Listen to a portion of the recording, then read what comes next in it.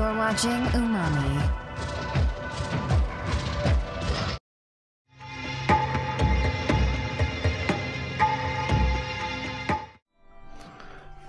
Hey yo, what's going on everyone?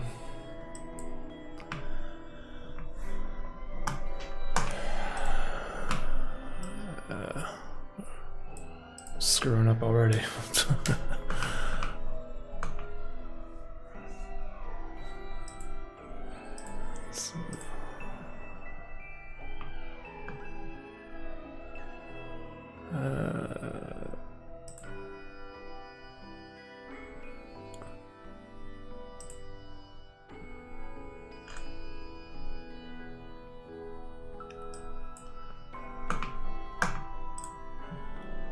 Just give me a second here. Just gonna. All right. All right, everyone. I'm back to do some more live streaming. Doing a lot of live streaming recently because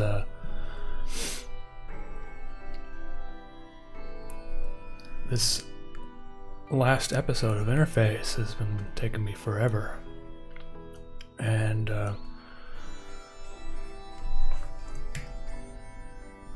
yeah, unfortunately there's going to be some like visual kind of spoilers, so if you if you don't want to see them, you probably shouldn't watch the stream.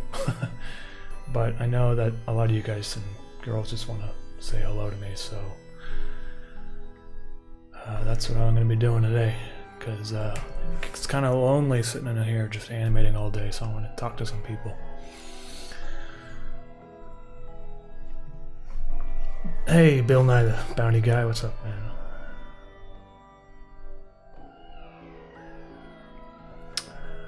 Oscar Wash, not out yet. It will be out whenever this episode is finished, which I was trying to aim for the end of the month, like end of August. I'm not so sure anymore. It might be the middle of September, but we'll see. Because I don't want to just rush it out. I'm so close, you know, and it's gonna be so good. There's a lot of shots in it that are like super complicated, like this one I'm working on right now is so that's just why it's taking me so long.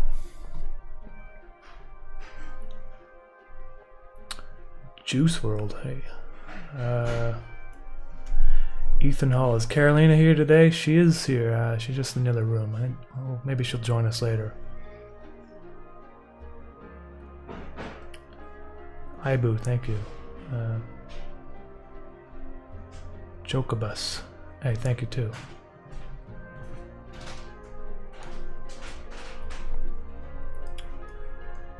Okay, so I'm working on this shot of the house that you've seen before. Well, actually, I redrew the house in a different perspective, and I have to draw the panels of the house ripping off in the wind.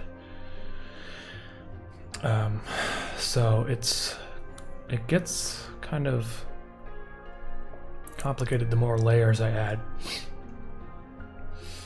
But you see this panel right here. I'm gonna try animating that one right now.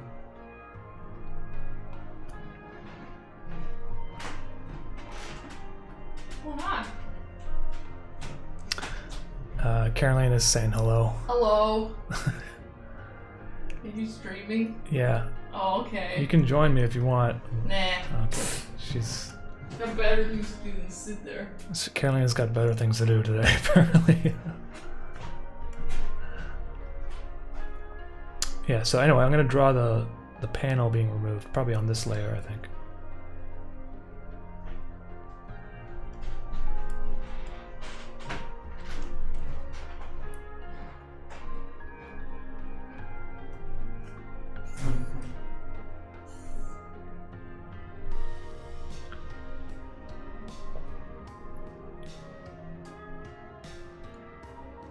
Ben Coker, where are you from? What is your inspiration as far as...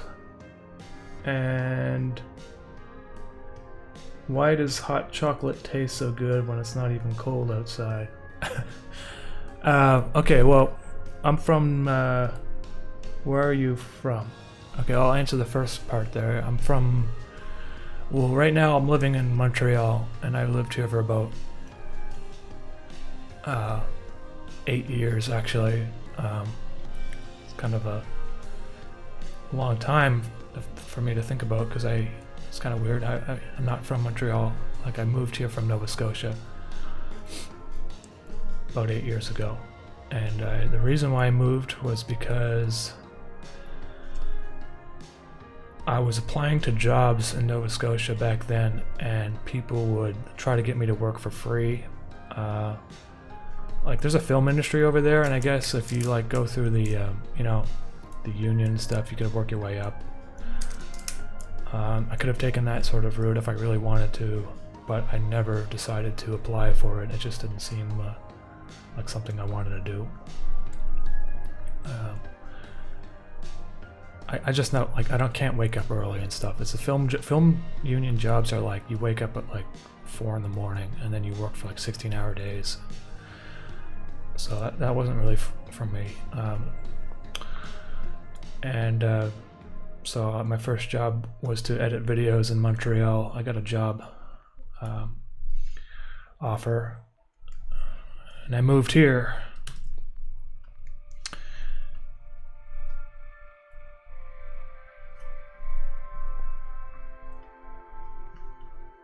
And after 2 years of that, I got laid off and then started freelancing on my own. Okay, so you see how this like board is kind of like just coming off there? I think I might have it like gyrate back and forth a bit. Oh. So it kind of looks like the wind is like struggling to rip it off, you know? So if I just duplicate these layers now. Yeah, that's cool. And then after that, I'll have it like get ripped off. Maybe I'll have it like rip off and then like break into pieces.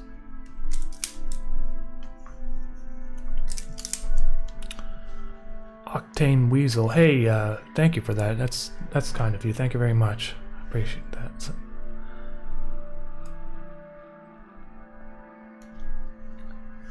I've been watching this series for 2.5 years now. Loved all of it. Hey, thanks. This is news. Am I the only one who can't hear anything? Mellow Mark, I think, from what I understand, everything's working, so there might be something wrong with your audio. Can you tell us what it was like to work with Adult Swim? How was that? Did they reach out to you, or did you hit them up? So back in the, like, a couple of years ago, they had this program called Development Meeting, which I think has been canceled. So unfortunately, and basically what was, you could call in and pitch your anything to them, just to pitch a video idea. A lot of people did that. So I did that and got some positive and some other feedback. Actually, I pitched them Interface. Like, this is when I had like 3 episodes. I was like, you know what, I can make this into like a show, right? And anyway, so that didn't really go anywhere because, well, honestly, you know, I like what they're trying to do with that show, and I think the reason why it got canceled was there was just a lack of, it just didn't feel like it didn't feel serious. Like, you know, if people were actually trying to pitch stuff. There was a lot of crap that gets pitched on there, but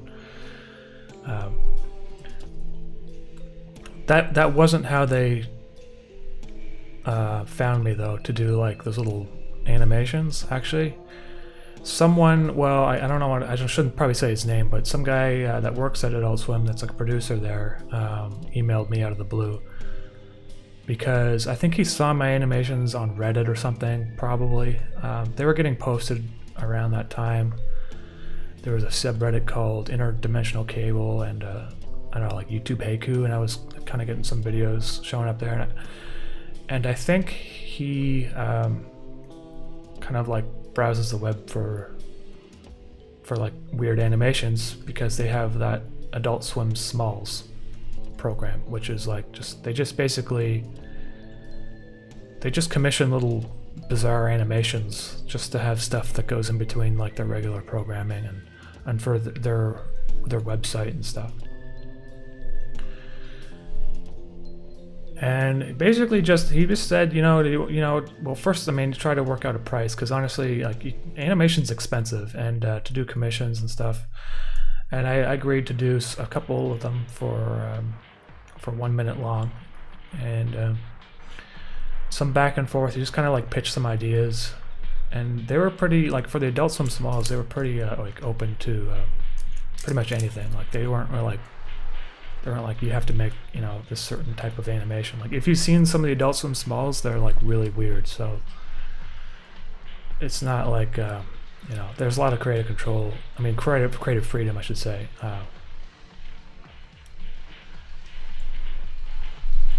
That was it, basically. I just did 2 animations for them, and then later I decided to do another 2, so there's a total of 4. And that's about it, really. I had to do a bunch of, just like sign some contracts and stuff, and so basically I got some Mischief animations on Adult Swim's, which is pretty cool, because sometimes they play it on television. So one of the animations I did was like Mischief, like in the sewer, like being the clown from It. Yeah, see how the wood's like breaking up here. That's cool, right? So I'm gonna just okay.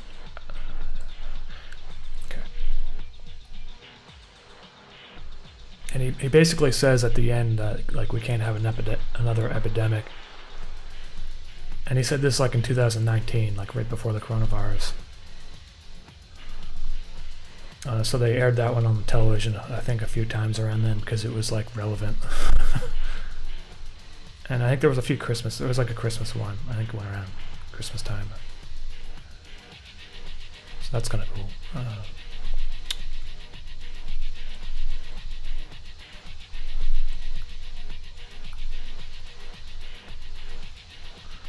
So if you're trying to like get stuff made by Adult Swim, the thing I would suggest is if you're trying to like make something that you want to, you kind of have to like build yourself a little bit of an audience, and that's sort of what I did on YouTube. There's some people on there though that don't really have much of a YouTube following, and they do manage to get YouTube Adult Swim small spots. But either if you have a following or not, the first thing you got to do is you got to make like an animation, just so you can kind of like prove yourself, that you're capable of doing something in a certain style. It doesn't even have to be a good style. I mean, honestly, my style is kind of rough, so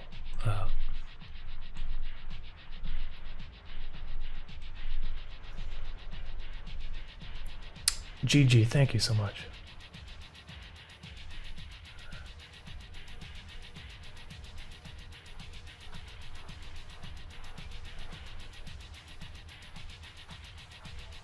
Hey, Dark ZZ double I. The reason why I fall in love with Interface was because I found Mischief on television and wanted to know more about it. That's pretty cool, man. That's pretty sweet. I mean, I want to get Mischief in like some other spots, like not just Adult Swim, but like some other places, even if it's just like little weird one-off things, just so that people can kind of see him like in the zeitgeist of like current media. Doesn't necessarily have to be like a television show, because honestly I'm just doing that myself now on YouTube. So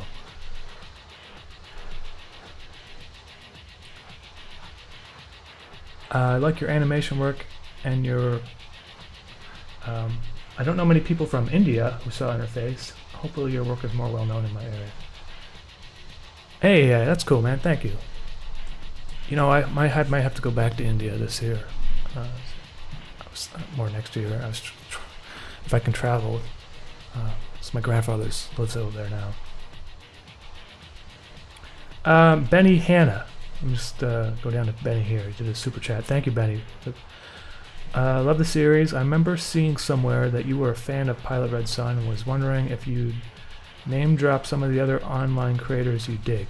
Oh, I can do that. Okay, so recently there's an animator that I've been kind of enjoying named Hannah Daigle. HANNAHDAIGLE, I think. And so if you search her name on YouTube, she's got, I don't know, it's not like a series, but she's got this like recurring characters of kind of like this devilish like large woman character and this like little tiny guy. And I can't really explain it really. It's just completely different type of humor from what I do, but I just think it's well thought out and pretty funny. Another creator I like, okay, so there's this another channel called Rowlo, it's ROWLO, and he works with another animator named Odie. So if you type in Rowlo in Google and Odie, you'll probably find them. So they kind of work with like claymation and stuff, and they made one recently of like what's the Grimace from McDonald's. So I think he like eats a bunch of hamburgers and has to get surgery or something like that. So that's another good one. I like. There's so the Minute Hour is like it's kind of like a radio show. I guess he does a lot of podcasts and call-in and stuff. But he works with another animator named Drew Langlois, who's also Canadian, I think. And so if you type in Drew, DRUELANGOIS, I think he is deserving of more recognition. His animations don't get a lot of views, and it looks like he puts a lot of work into them too. Oh, my phone's ringing. I'm not going to answer it, because I don't know. It's in the other room. Who else can I talk about?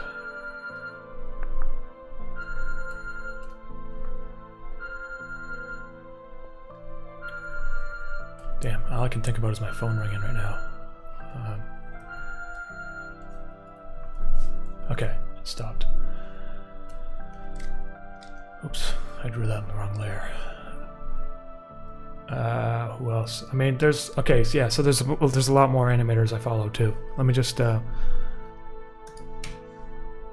see. Let me just open up my subscriptions tab. It might be easier to remind myself. Okay, so I like watching Joel Haber for sure. His animations are hilarious, and I want to work with him like in the future. He reached out recently to provide some voices, and I want to do that like as soon as interface is done. Who else? Oh yeah, so a Fox in Space. There's this guy kind of like recreating. I forget what the name of the game is called. There was a game he's kind of doing like a take on Star Fox, the video game. They had some commercials that came out in the 90s, and he's kind of like making a series in that style.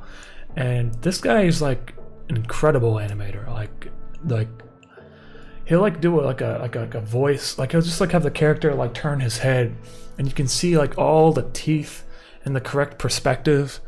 And it's just for like this really quick shot that's like only like a few seconds long, and it's like, oh my god, like, and it's all, he does it by hand from what I understand. So he's like super talented, and when it comes to that sort of stuff, and the sound design he does is really nice, kind of atmospheric stuff too. So you might enjoy that channel. I think he's been working on like the next episode for like the past year or something. So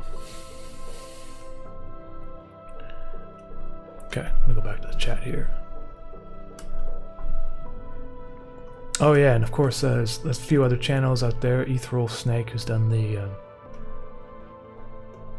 kind of like Mickey Mouse going to Vietnam trilogy, I think it is, or yeah, this trilogy. There's like 3 of them on this channel, so they get like really intense at the end.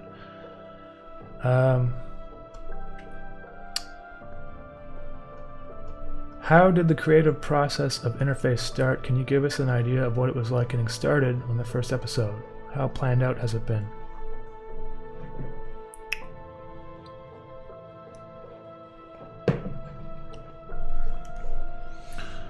So the first episode was based off of like a little comic I drew a long time ago. But also, I don't even know, like I didn't know what I was getting myself into when I started it. I didn't think it would be like this 24-part epic series sort of thing.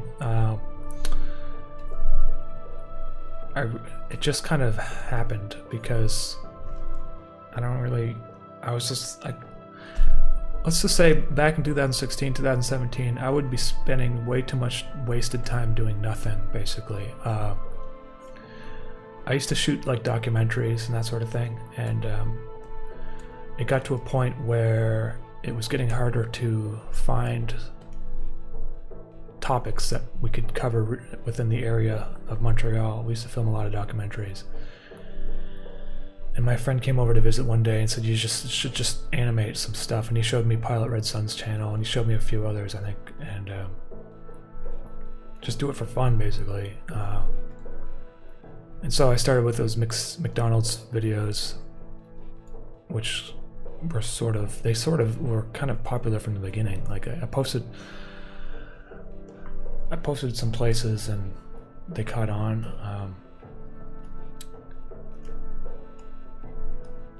And then, let's see.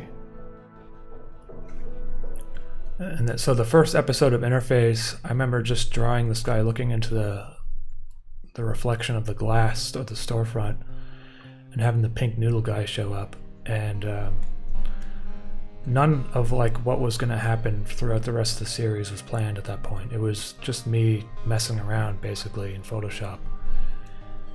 And I distinctly remember calling Carolina over to the computer because I was like, hey, check out how this like noodle guy just like shows up real quick and slaps his cigarette out of his hand.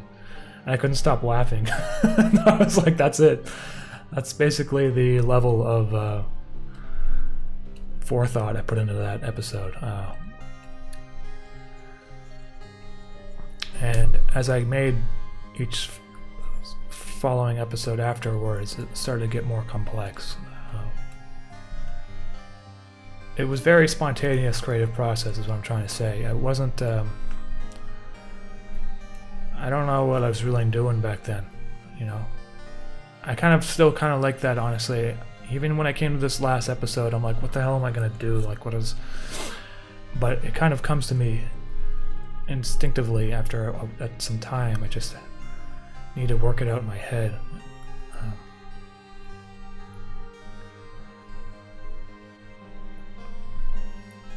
Okay, let's check out this board. Hey, that's cool.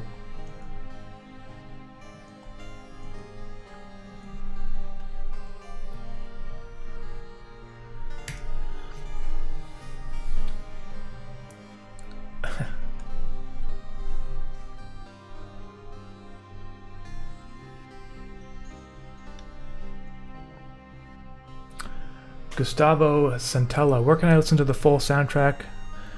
I don't really have money to pay for Patreon. No, okay, well, no worries, Gustavo, but it will be very soon. You're going to be able to find it on YouTube. So part 1 is already on YouTube and Spotify, and so you can find the soundtrack. But part 2, which is all music from episodes 13 to 24, have not been released yet. But they will be released as soon as the episode 24 comes out, because and actually I've been getting records made too, and these are the test pressings for the Interface Part 2 soundtrack. So I'm hoping that by the time the episode comes out, the records are going to be only 2 or 3 weeks out of production, like, so that they'll show up and it won't be such a long wait for them, people who order them and stuff. But I'm going to put the whole soundtrack on YouTube as well, so it will be like free basically, like I'm on YouTube.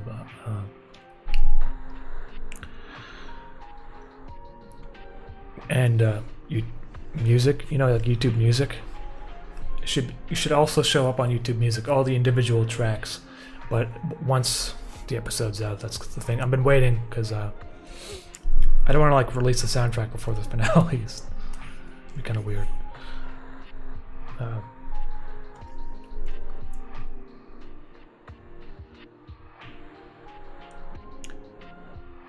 Daryl Poovy. Just popping in to say thanks for all you do. Your work is amazing. Hey, Daryl, thank you very much for the super chat. I appreciate that a lot. Should we be prepared to cry during the last episode?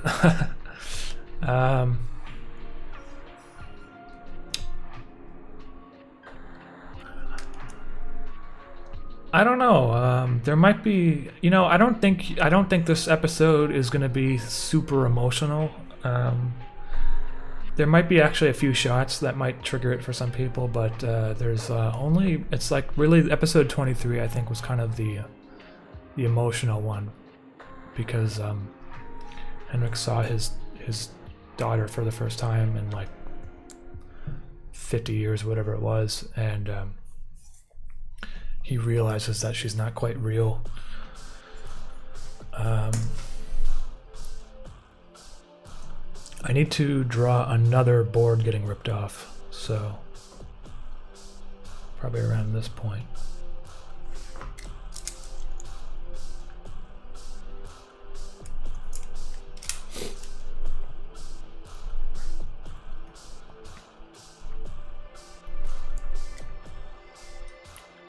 Maybe I'll have this one only rip off like half of the board.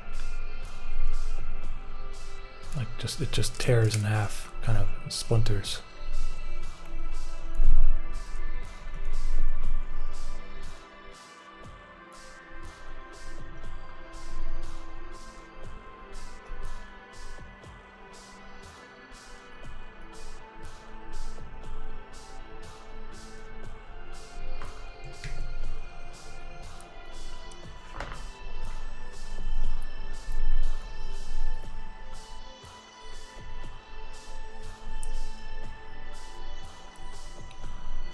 Beaver just discovered interface a week ago.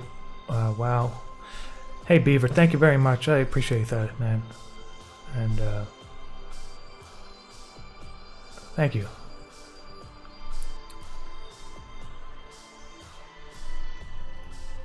Okay, so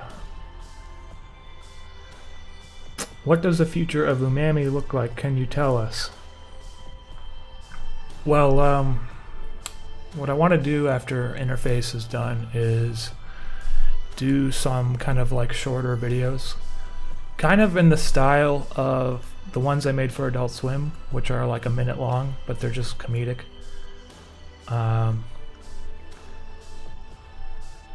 Using characters, like I'll probably have a few Mischief ones, and that will go on for about a year until I figure out what I want to really do.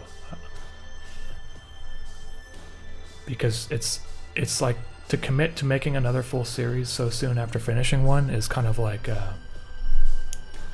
it's probably not the best choice for me to make.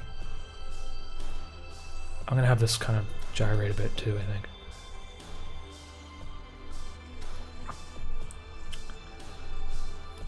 I'm planning on doing some collaborations with other YouTubers, and so I will be doing just like some stuff like that. So I don't know. I'll try to find there's a lot of people I want to work with, and I've kind of been unable to do so just because I've been really wanting to focus on getting this last episode finished, because I think I've been working on it since June, like the end of May to June, I think.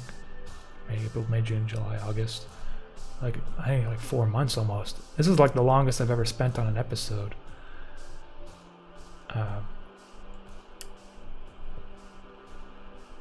Relatively speaking, episode 23, although it's long and complicated, there's not too much like animation in the terms of things like changing in perspective. I mean, there's a few shots where Henrik moves his head.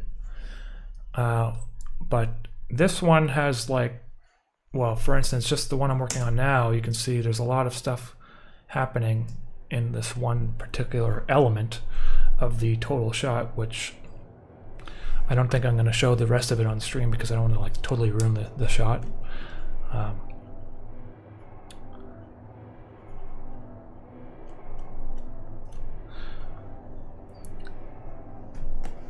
Greetings from Brazil. Hey, thank you, Careca? Or is it Sareca? I don't know.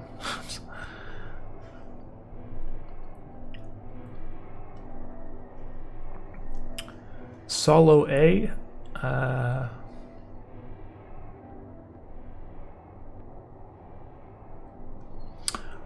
not very good at Spanish, but I think read some of the words there. Thank you very much for the comments.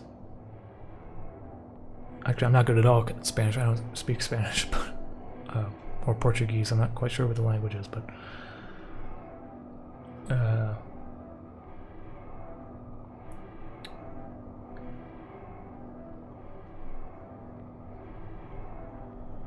thanks, Dread. Mammy, what's your favorite Mario Party game? I never actually really played Mario Party. Is that the one where he's like fighting people? Mario Party. I mean, I play like the only one I really play is like the go-kart one.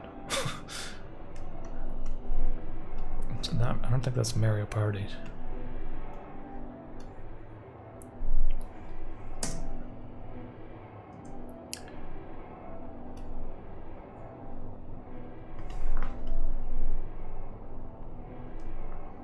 Okay, so now I can draw more wood beams coming off.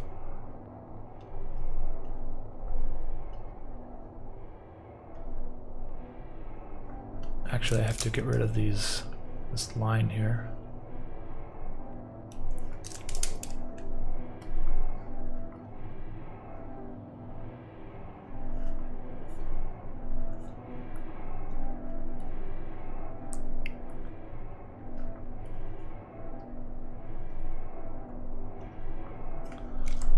Oh, okay, Steve Dixon, the music and soundtrack. Hey, thank you, man. I appreciate that. Thank you for the super chat. Worldwide Web Wizard. Can you do a short based off the whoosh cat in my profile picture? I have a whole idea and everything. If you want to ask me more about it, you can email me. Worldwide Web Wizard. Well, thank you for the super chat. What? The whoosh cat? In your PvP, if you want, can you post a link to it? It must be like a meme you're talking about or something. I don't really like take suggestions for my animations, but I mean I'll consider it for sure. Usually, if someone has like an idea in the stream actually on something I'm working on, I might incorporate it if I think it's a good idea or not. Because the thing is, I have a lot of ideas already I want to do, and they're just kind of on that whiteboard over there, waiting for me to finish this stuff so I can do some crazy stuff. I got another Soup Sun video I really want to do.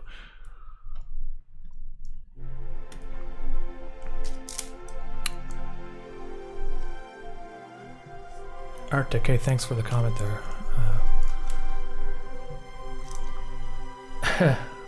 Mariana, thank you for the comment as well.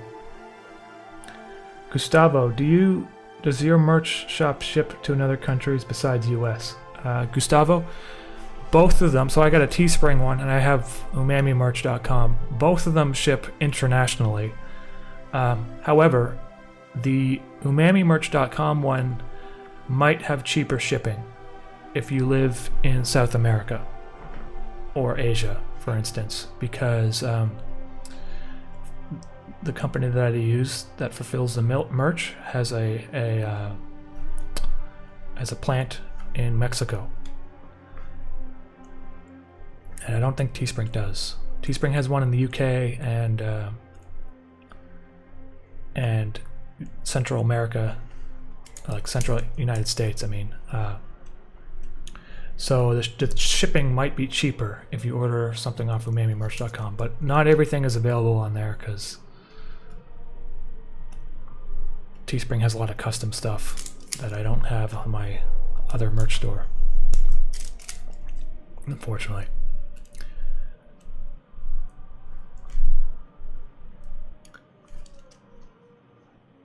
TK, hey, thank you for the comment there. DK Solo. Kaku, thank you. Did you see the last Evangelion movie? Yeah, okay, so here's the thing. I've never seen that movie, or that it's a TV show, I think, right? I never saw it, and then out of I just decided to sit down and watch like an episode of it that was on Netflix, because I was like, why do people keep recommending this? And it was weird because there was like some similarities to Interface, and kind of like organic mech sort of things that have like, you know, strange. You know what the weird thing is? I saw like the last episode, so I had like no context for what I was watching. But I gotta say, it was like super incredible looking animation, that's for sure. It was really cool just to watch it, you know. Some of the sound, like some of the character, I don't know, like I don't think it's for me, like personally. I found the show at points to be a little bit repetitive, even for the finale, and but I definitely see where people are coming from when they ask if I've seen that movie. And when I was writing Interface and stuff, I had no idea really what that was about.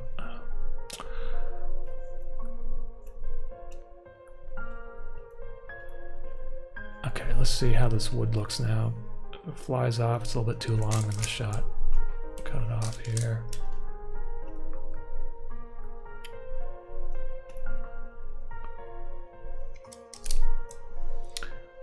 What do you do to relax your eyes? Yeah, because like you get a lot of screen time when you have to animate like this, right? Well, typically if I'm finding my eyes are like strained and stuff, I don't actually get much work done because I'm like extra distracted, and that doesn't help because like if I have like YouTube open, I'll just end up watching videos on there. So sometimes I just go lie down on the couch and just like go to sleep for like an hour, and if I'm not feeling like I'm being productive while working, and after I wake up after like an hour's nap, suddenly I feel like I have more energy to do another thing. Like I just feel like my brain's been kind of refreshed, you know.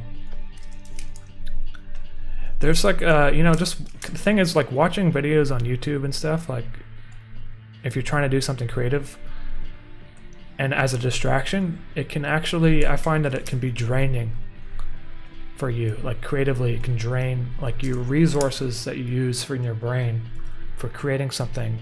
If you're also consuming stuff, it's like draining the same pool of like energy. And so if you are distracted with like YouTube videos and stuff, it can be harmful for your creative work.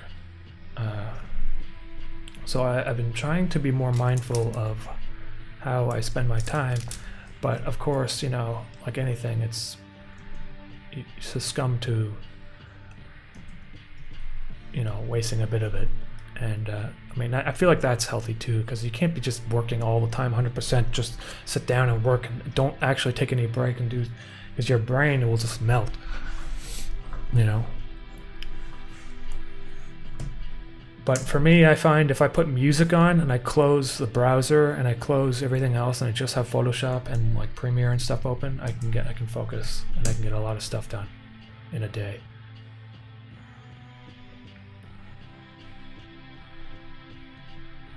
So at this point, my computer's starting to lag because there's a lot of layers here, and so what I might do is basically flatten this as an image. Right here it says 102 megabytes, and I have this plugin called Animator's Toolbar Pro, and I think there was another plugin called Rostrum, and I think I paid for them separately. I can't remember. But basically, all these layers will get compressed into, like you're kind of like writing it down, like you're baking the image in. So I'm not gonna be able to like edit some of the movement of these shots, but if I'm happy with them, then I'm just gonna commit to them. And so if I go like this, scripts rostrum, it will use the work area to make a video layer without reducing the quality, and it will bring the file size down from 100 megabytes to probably under a megabyte. We'll find out once this is done.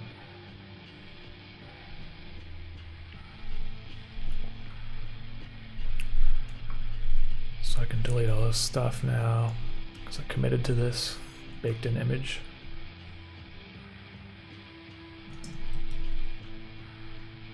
Yeah, it's only 1.17 megabytes now.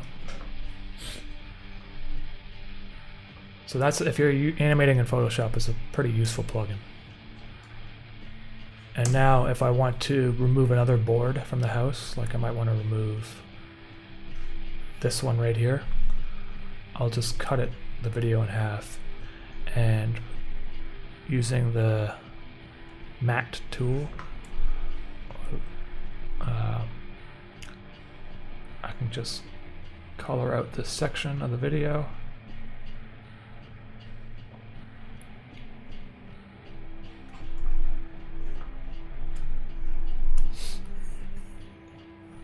And then make a new layer on top. And I can draw that wood moving around in the scene. It's kind of a weird way of working, I guess. Okay, there. So, Keen, is there a tutorial on how to do this stuff? There's like a lot of tutorials on YouTube, YouTube for Photoshop animation. So if you type in Photoshop animation, you'll find a lot of tutorials. I don't really have tutorials per se, but I mean, these live streams kind of function as like semi-tutorials because you can kind of see how I'm doing things. But Photoshop is just one part of the process. After Photoshop, I bring it into After Effects. Sometimes I incorporate some Cinema 4D, sometimes,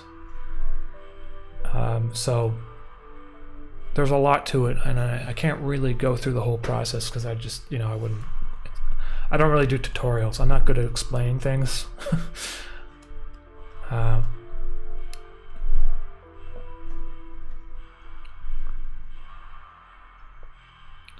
Katie Schmo, I live in Italy. I've been missing them. Hey, well, Katie Schmo, thank you for stopping in, and hello.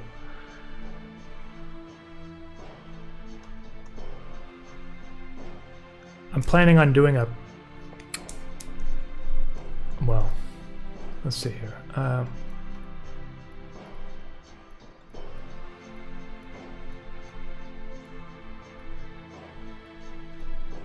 Gustavo, yeah, I mean, I don't know, man. The posters are kind of expensive. I don't know what R stands for, but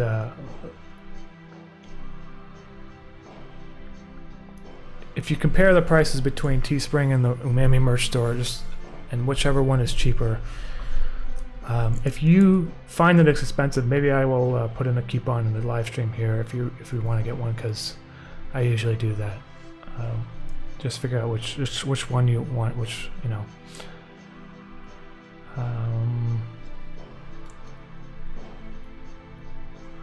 Bill Nye, the Bounty Guy, have multiple projects if I'm feeling burnout. Just swap. Second, create a ritual where you always listen to music and have tea, and then do that every time. Bill Nye, the Bounty Guy, that's perfect advice, honestly. I do that too with the animations. It's like, if I'm working on music and I'm burnt out with the music, I go to the animations. If it's the animations, I go to the music. That's the two things. Or sometimes just do exercise. That helps too. Like if I'm feeling really burned out, I just go to the gym and try to just do some exercising, because well, you should exercise. If you spend as much time as I do drawing on the computer, you kind of have to. Otherwise, you're gonna have some health problems. let's see, I got some super chats here. Eugene Pekomov. I don't know if I said that right. Are there moments where you want to express an idea, but the result never satisfies you, and yet you don't know what exactly to do to make it better? If so, how do you deal with it?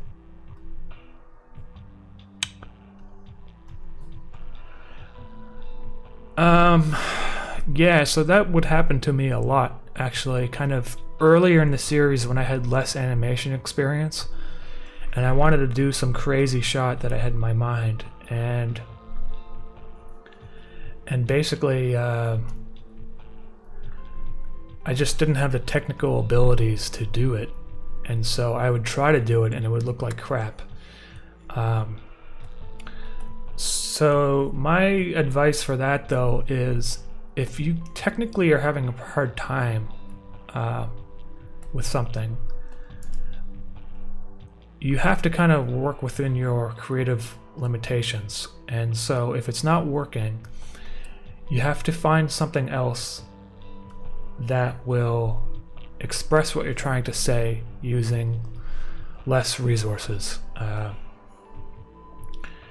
And so I've had to do that a lot. If I was creating a shot and it wasn't working, I would scrap this shot and just make something simpler. And that I'm finding that I have to do that even today, because there's a lot of 3D stuff that I want to do, and then at the same time I don't want it to look 3D. I want it to look hand-drawn. And then I realized, instead of trying to do this in 3D, which I don't have the skills, why don't I just do it, draw it by hand, And it won't look as perfect as I had envisioned in my head, but it still kind of works in its own way. Kind of like this shot of this house, actually. I was thinking maybe I could render a house and have it like fracture and then like break apart, and then you see all these pieces of wood go everywhere, right? And then I realized I can't do that. That's going to take me too long. I don't have the skills for it. Someone else who has the skills probably could do it pretty quickly, but I don't. But then I realized, maybe just drawing it by hand, even though it's a lot of manual work, it's going to look good in its own way. It's going to look good kind of in a simplistic, kind of rudimentary, hand-drawn way, which I know there's people out there that actually prefer it over the 3D stuff, and I do too, actually. I find that, sometimes the simpler stuff works better. And I find that's not only true for animation, but it can be true for music too. Like if I'm making some music and it's like I got too many layers of weird shit going on, it's just. And then sometimes I listen to popular music on YouTube or whatever, and I'm like, you know what, this guy just has 2 notes for 3 minutes of the video, basically, and why am I? And the song has like a billion views or something crazy, right? Why am I overcomplicating something that doesn't need to be so complicated? And more doesn't necessarily make the video better. And so I find that actually sometimes the best work that you make is when you refine everything down to the most basic elements, and you're able to at least express some aspect of your vision through the basic elements rather than going all out on something crazy. If I had a team of people working for me and they all had different skills and stuff, I would be able to have the perfect vision, which is things I have how I want it to see in my head, but I do have to settle for within my limitations at times. And I think that's probably one of the hardest things for people like myself to do, I find,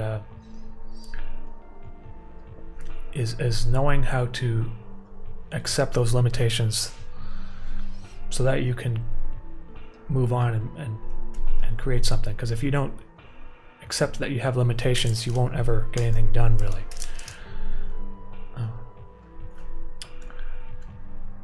I hope that makes sense.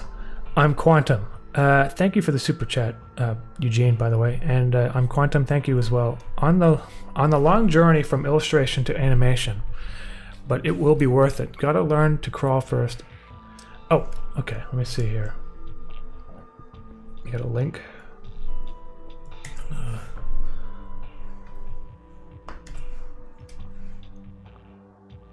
Okay, the link has a space in it. Hold on.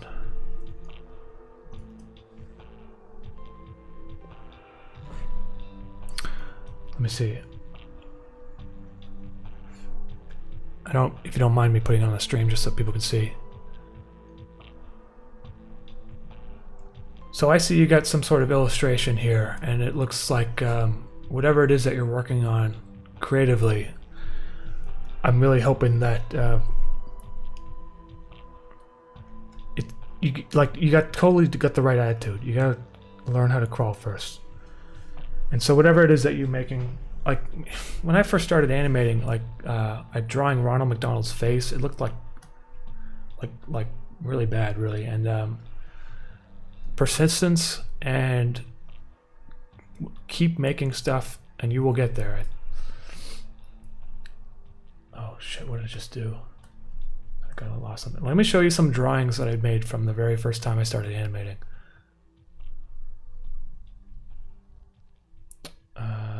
Bonus videos.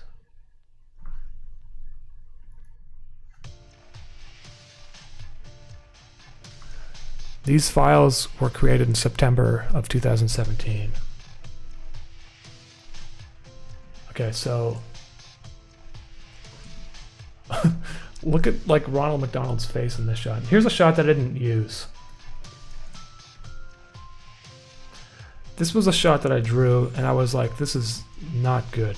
I think it was like doing this.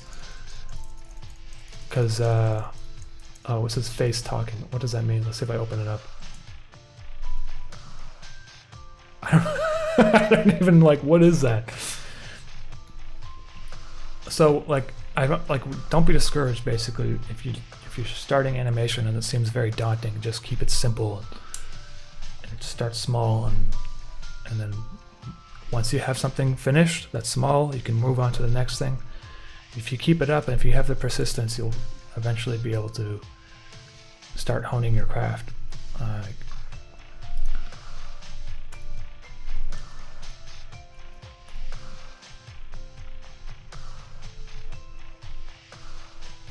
Hello from Greece. Hey, Alexandros.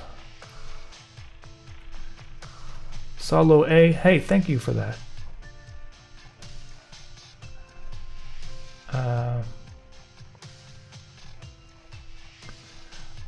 Solo A. I spend more time trying to put myself together to draw something, anything. Gym is the only time where I'm really in the zone. I have a hard time in the gym, actually. Like, I don't like being in it. I don't like exercising. I do it because I have to. Like, I know if I don't do it, like, my legs are gonna start looking like candles or something. You know, I think it's probably because of the music that they play in the gym. I can't handle it. I have to listen to like Justin Bieber and stuff.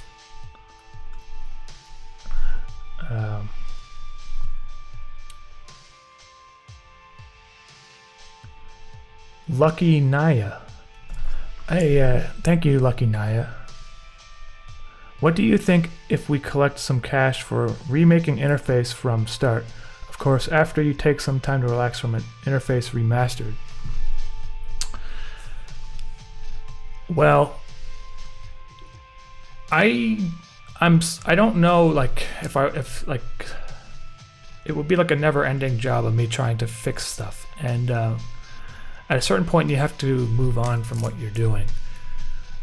If the only way I would consider like doing like a remaster or whatever is if like a studio wanted to do it, like a movie studio, and they said, hey, let's make interface but like with a real budget and real animation studio, and then I would say, okay, let's do it, depending on, you know, a bunch of factors. But, you know, to me, to remaster it myself, I don't think that would be able to, there's no point really. This is basically what it will be. Even though I know in like episode 1 there's like really rough drawings of Henrik's face and stuff, I just kind of think that that's just the way it is. That's how it was when I drew it, and that's how it is. And stylistically the episodes kind of look better over time, and that's just a part of the series itself.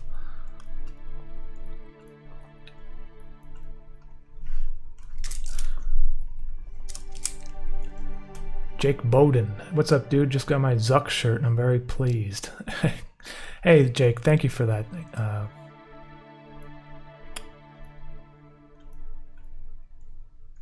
How old are you, Umami? I think I'm 31 now. So that's kind of weird to think about. Like, I was like, spent my 20s like just trying to freelance and start my own business and stuff, and it went by so quickly. And now I'm 31 years old. But it doesn't really mean much. I'm still gonna be doing creative stuff as long as I can. I don't think I could stop. Like when I'm just gonna reach like the age of 50 and be like, all right, that's enough. No more playing around in Logic and stuff. I don't think that's gonna happen.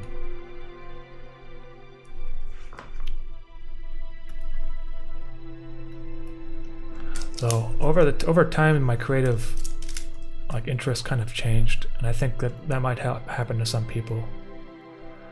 Like I was kind of more into paintings and stuff when I was younger.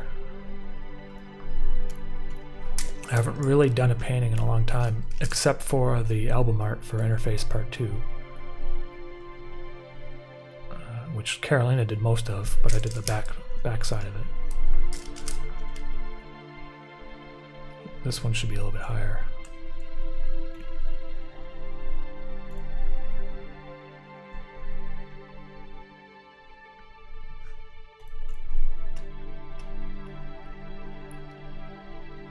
You know what I should also do? Because I'm kind of drawing them flat. I think I should draw this one. I should change that. I should change this. I should draw it more in perspective. Kind of like it's coming towards the camera a bit. Because this is kind of not really... So like this board should be more like this.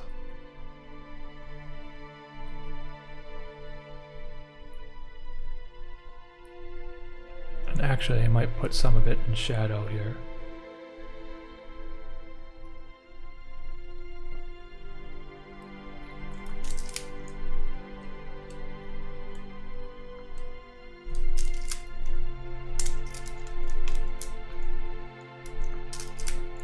And then draw, oops.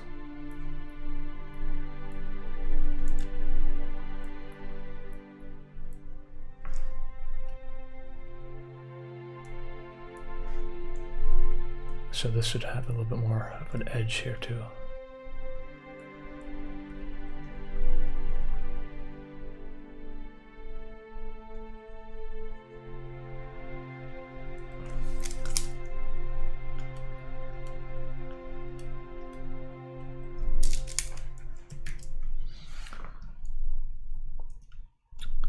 Not another zombie show. Would you prefer working with a Canadian or American studio?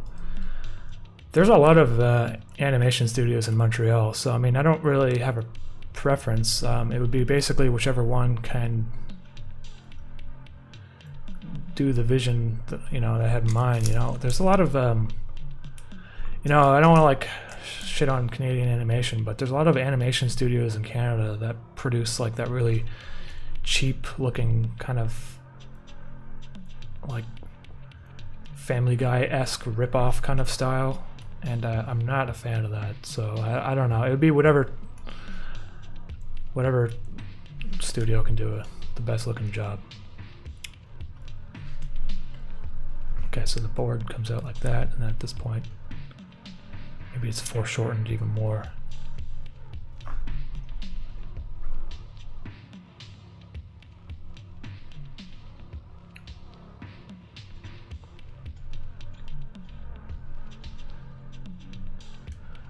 Alper S. Does Fauvism have an influence on your art style? Let me just... Fauvism is the one that was after Impressionism, I believe.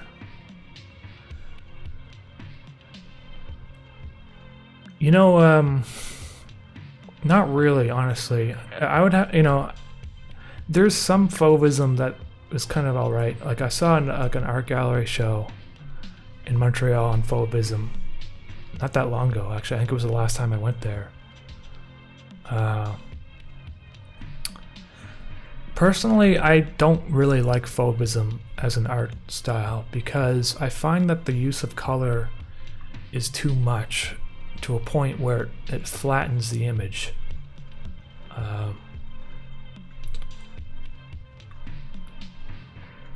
I'm much more of a fan of Impressionism, of that, like from art from around that period of time.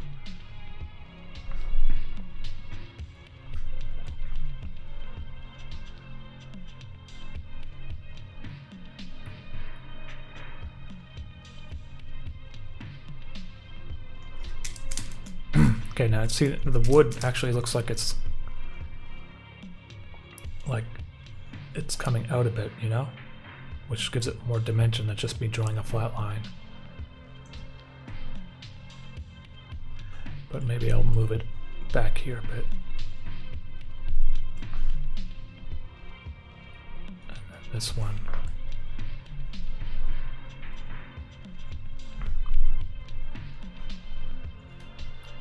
It's like the wood flipped over, so you would see this side of the wood now.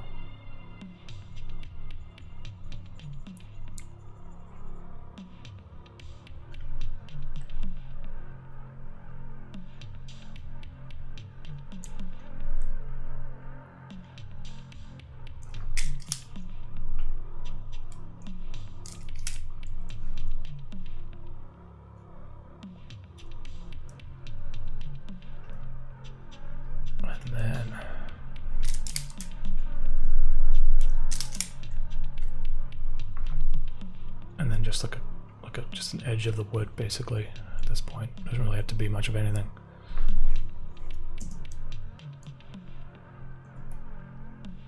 No, I should probably lower it a bit.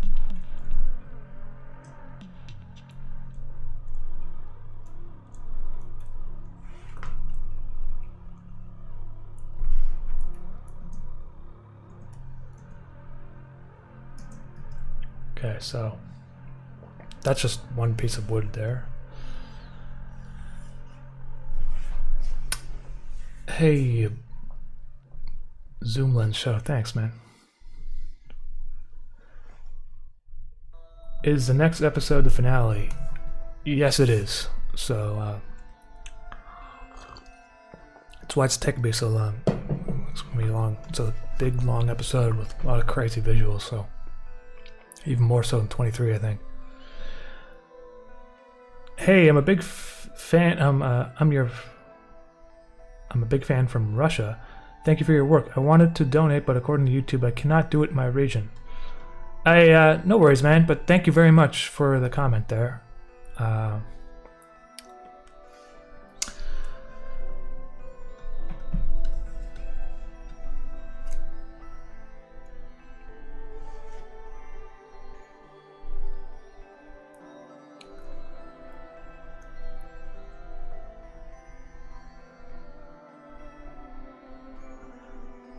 Big Time Benjamin discovered interface recently. Keep up with the amazing work. Hey, Big Time Benjamin, thank you. Fauvism am I getting something confused here? Is fauvism different from fauvism? Let me just look up fauvism.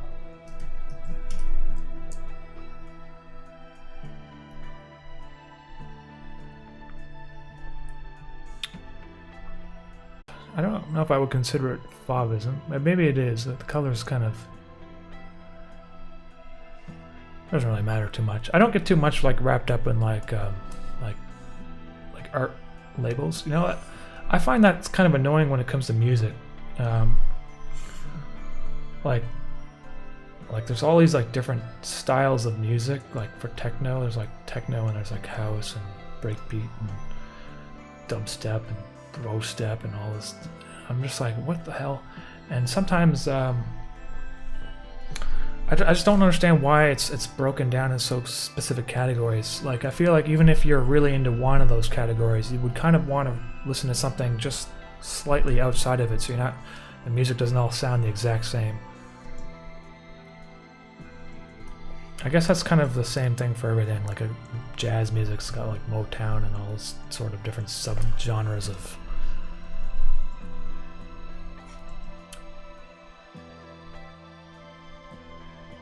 The same goes for the art world, you know? But I think at a certain point, the labels don't really do much.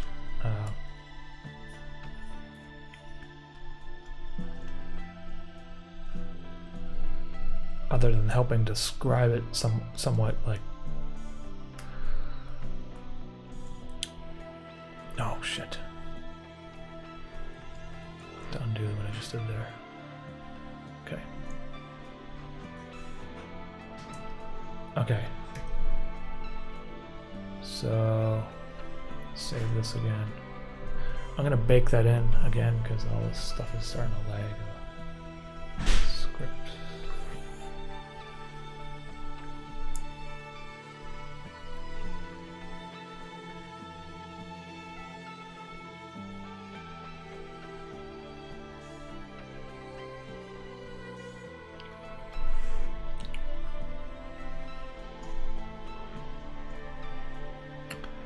Hey, Joseph Hutchinson. I've answered that question probably 100 times on these streams, so I don't want to get into it too much, but I can say quickly that interface was a very spontaneous sort of thing, and I didn't think too much about it when I started. And as the series became longer, and I started to think more ahead of what I was doing, so I could connect the pieces together. But it definitely wasn't pre-planned for the most part. Kind of worked on instinct. Used mop. How many shots left do you have to do for the finale? I think probably 15, maybe. If I'm just guesstimating, I think it's about that. I'm close to finishing, but these last shots are the most intense ones, and I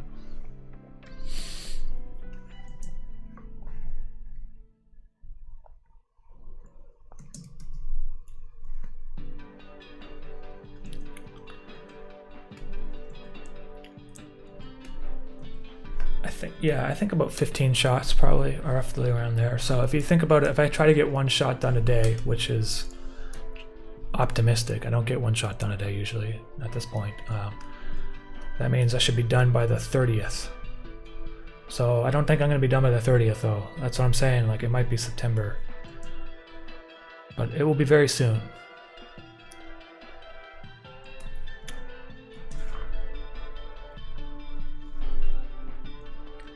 Tobias, greetings from Germany. I wonder, even though Interface is coming to an end, can we expect to see some characters from the universe again, or do you plan on leaving them behind? I'm definitely going to have characters from Interface in future episodes, or future one-off videos, or, Mischief especially. Henrik, I don't really know, actually. I think his story might come to an end because Interface is, even though Mischief is a very popular character, the whole Interface story is really about Henrik.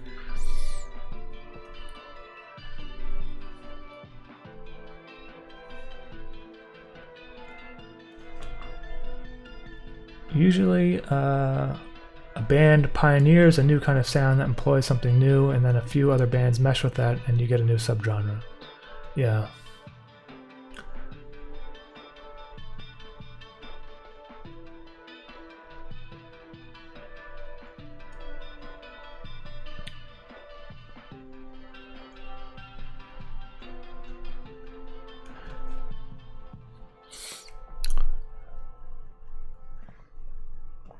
Yeah, if there's a lot of if people are new to the stream and want to find out some more about my inspiration and stuff, I guess you can just, the description, I put a full FAQ in there. I've kind of had to add to it over the years, but not. I haven't really written too much in there recently.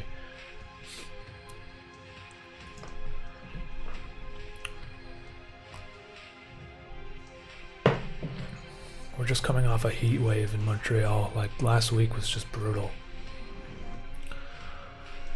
So I haven't, like, I don't even know if I could have streamed because my computer probably would have melted.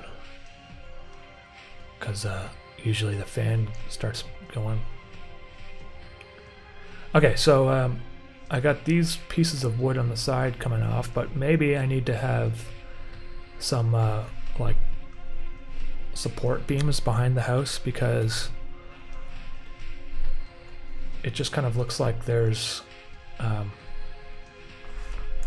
nothing there. Like really there would be like wood every 16 inches or whatever it is. So I might just draw in some wood here so that when the panels get ripped off it doesn't look like like there's nothing back there, you know?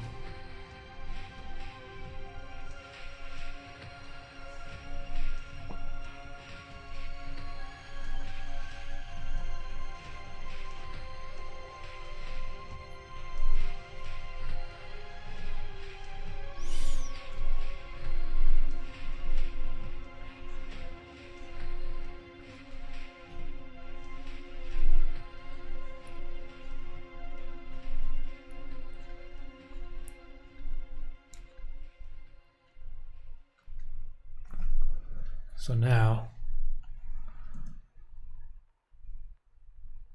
yeah, that looks better already, and I mean, there would also be like, well, I'm gonna, probably what I'll do is color it in yellow because it's like the light is, I can figure this out later, but basically there's supposed to be, this like, the house is still lit, you know? So you might see like light coming through the walls or whatever. Yeah, and the front door, I'm gonna do that too because it's just, I got all this animation on the side here, but the front door should like, I don't know, maybe it should like slam and stuff, you know?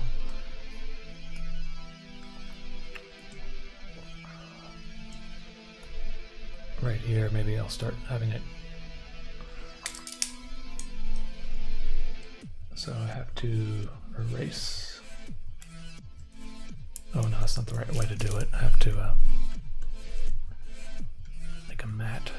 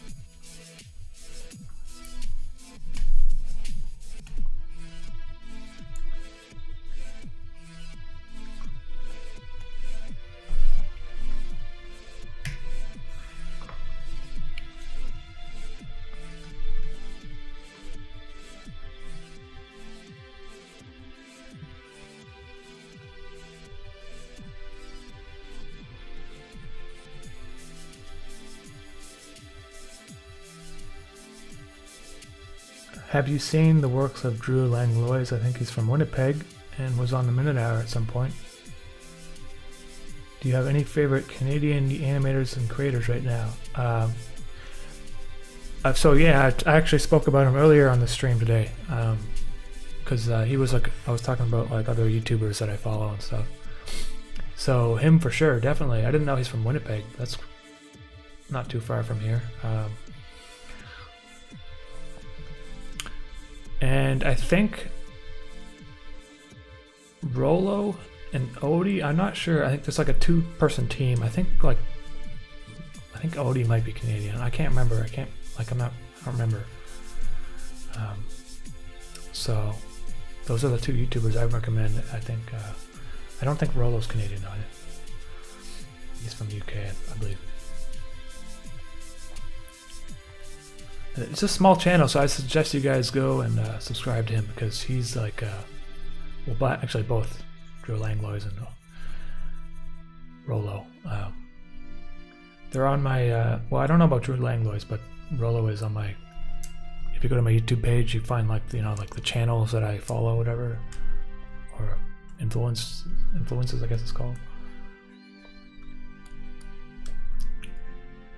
Okay, sorry, I just have to focus for a few seconds here.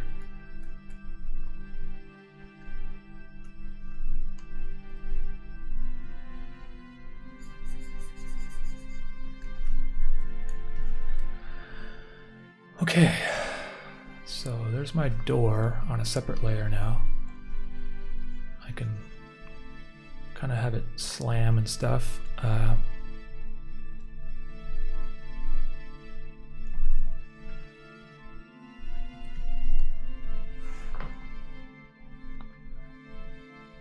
think the easiest way for me to do that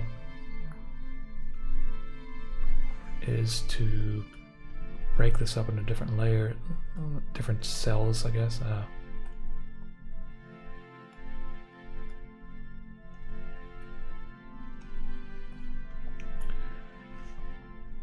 Now, the doors of the house usually blow inwards, don't they? Yeah, and in the animation, the house door opens inwards, so so actually the house would be, the door would kind of like go inside the house, it wouldn't blow away. So maybe it will go in.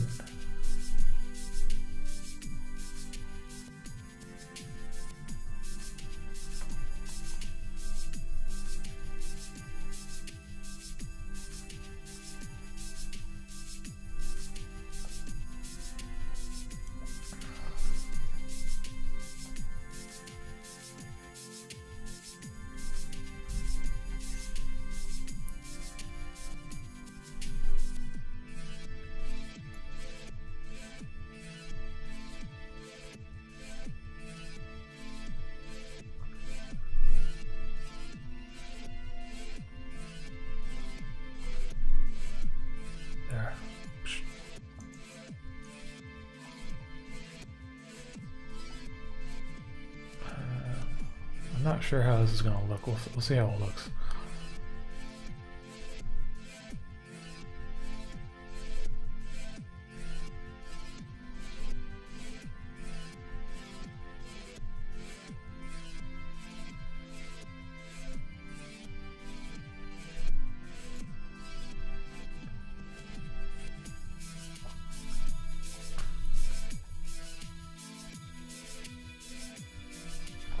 Just delete these.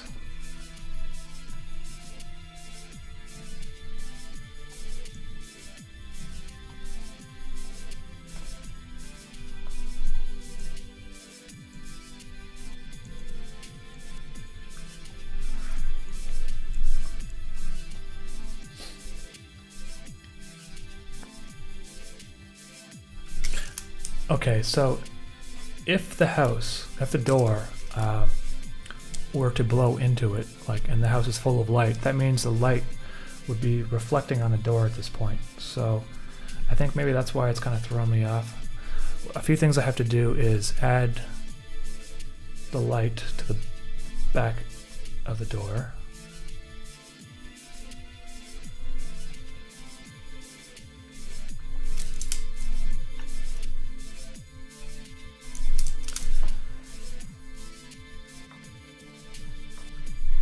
And then once it starts opening, like right here, the door should actually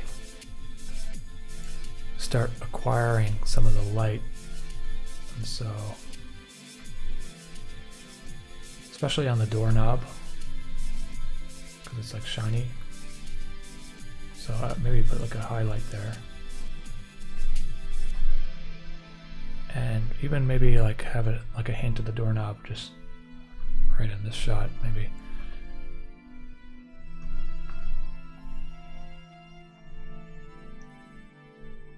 And then right here, the door might actually be kind of like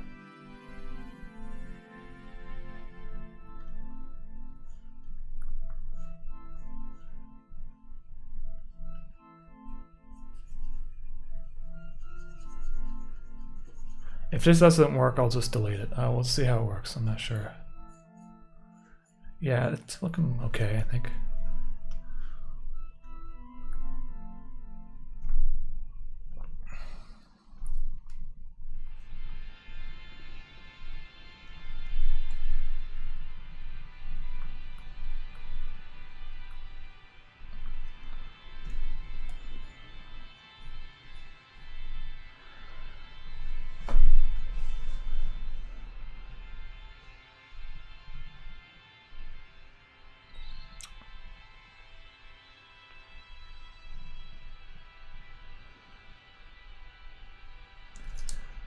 Mo the Man TV. Found interface recently. I've only seen interface part 1 so far. I hope... Hey, thank you very much for that. And will there be a restock for a part 1 soundtrack for the vinyls? Yes, those are coming. I ordered them a couple months ago, so I don't know when they're going to show up, but probably in a month or two. I'll post about it on the community page when the restock shows up. Hopefully they're available around the time when the part 2 is available, so I can like have everything fully stocked, but we'll see. I should have ordered them earlier than I did, because I kind of knew that they were selling out, but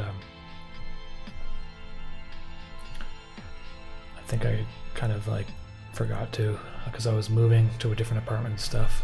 But they'll be available soon.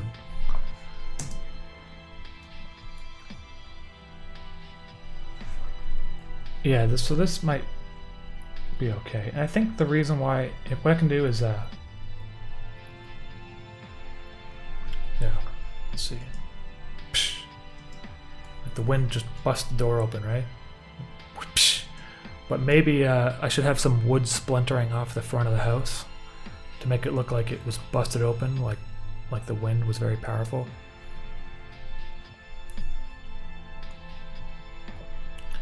So I'll put another layer on top here.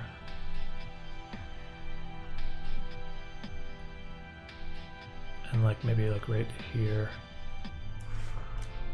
I'll have like a... Well, actually, I know it. This whole layer will have outer glow.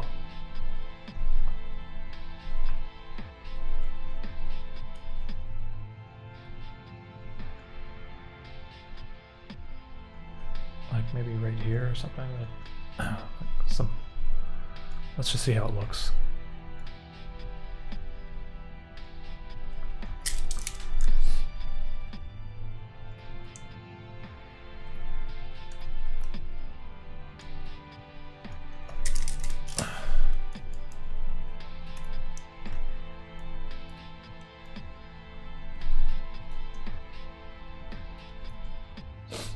Doesn't look very good. It looks weird. I'm gonna delete this layer.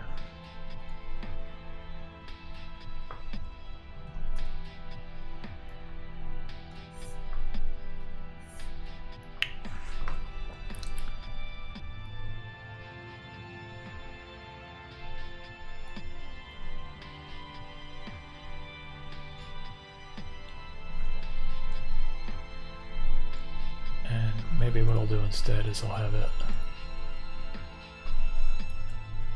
like busted inwards a bit.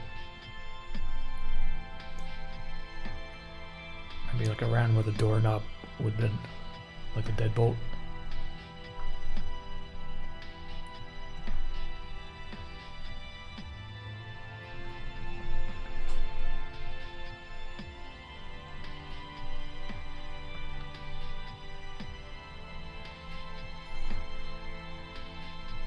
Yeah, and then on top of that, put another video layer.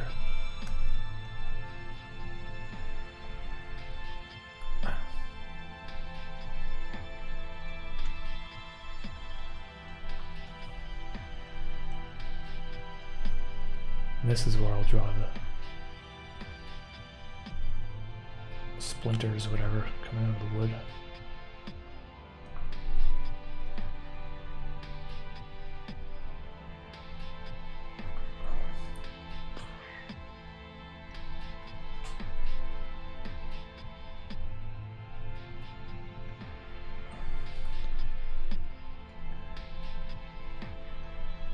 And then the splinters are actually going to get sucked back into the house because it's so windy.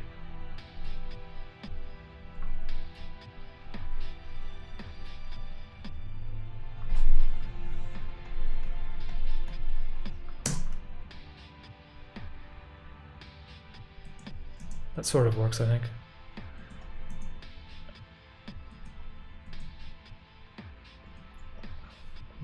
Kind of looks a little too much though. Maybe I'll just...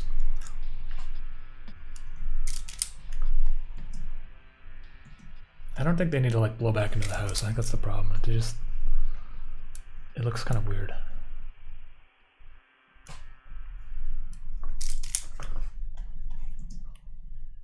There, that's fine.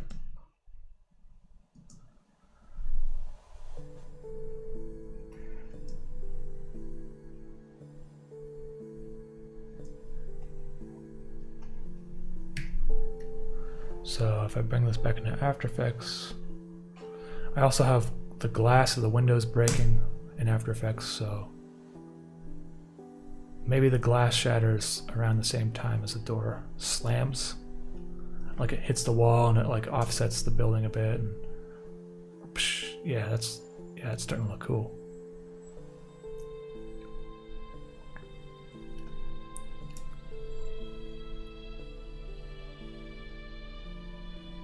And so it needs some more stuff moving around at this point. I think like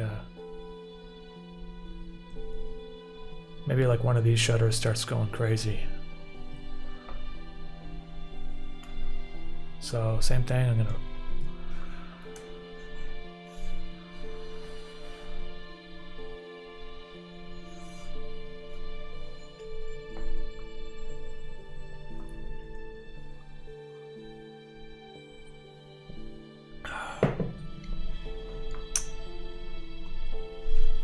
Charlie's, let's see here. Just gonna scroll up a bit before I get to the comments.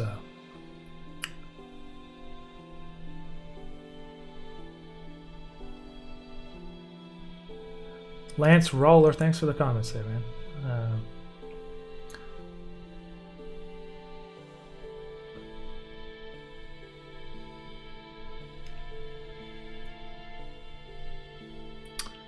Charles Stifler, hey, you said that big film festivals probably won't take interface because you've already released it, but if you pretended that you released it for an artsy reason, would they let you then?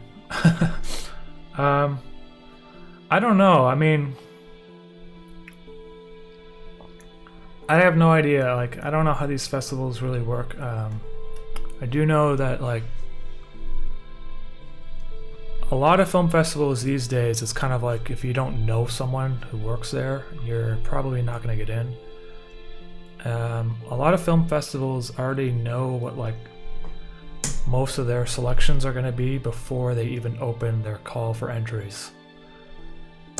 So film festivals are kind of a scam, and I'm not saying all of them are scams, but there's definitely aspects to some of them that are scammy. So I'm not really like crazy about the whole festival route and that sort of thing. I honestly think that if you want to be known or get your work out there, you can just put it on the internet. If it's good enough, people in the industry will find you. Or you can go the festival route, but the festival route is frustrating because you have to submit stuff to them, you got to pay money for just so they can watch it, and you basically wait 6 months, and you find out that probably pretty much all of them have been rejected, and then what do you do then? You put it up on the internet, except you put it on the internet like 8 months after you created it, and it kind of lost all the momentum. I'm not really a big fan of film festivals that much. There's some good film festivals though. The Ottawa Animation Festival is free entry. You can submit stuff for free, so they're not ripping you off. You know what I mean?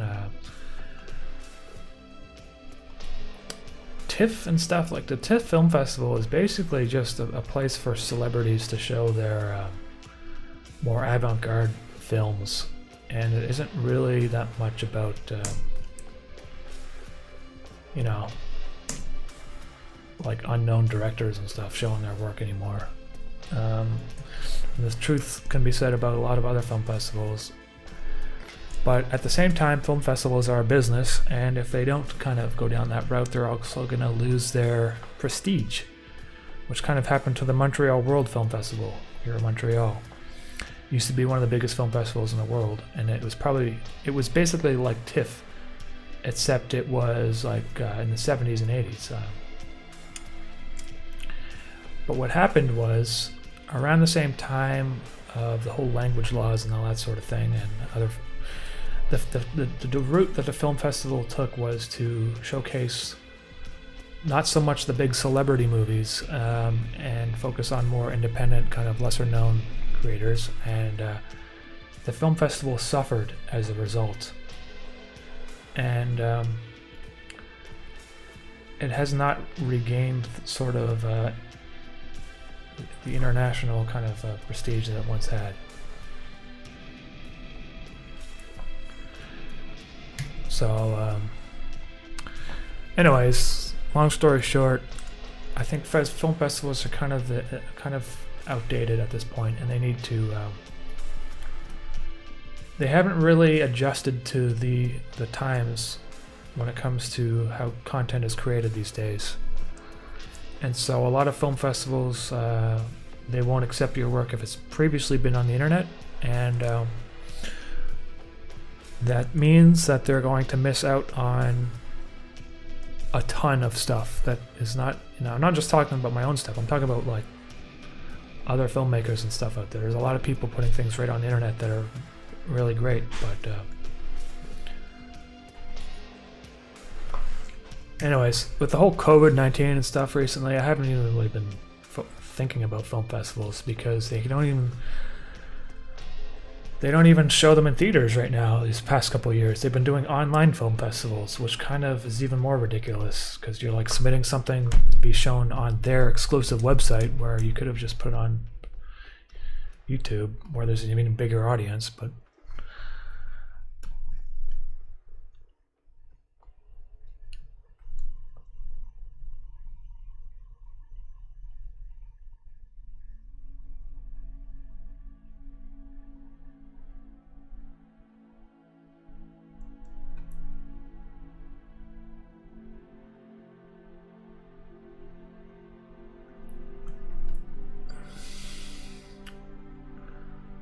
okay, what the hell's going on with Colton here?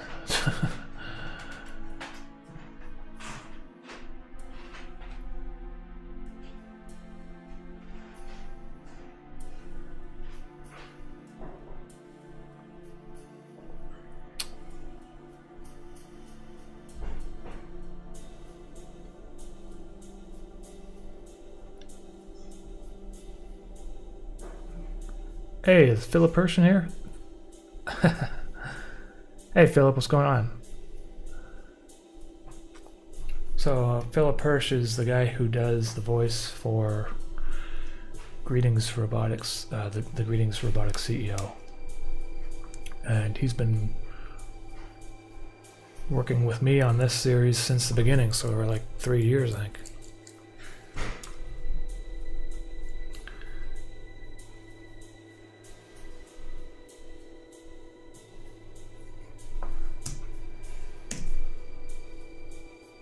Okay, so what was I going to do here? I was going to add the shutter breaking apart, I think.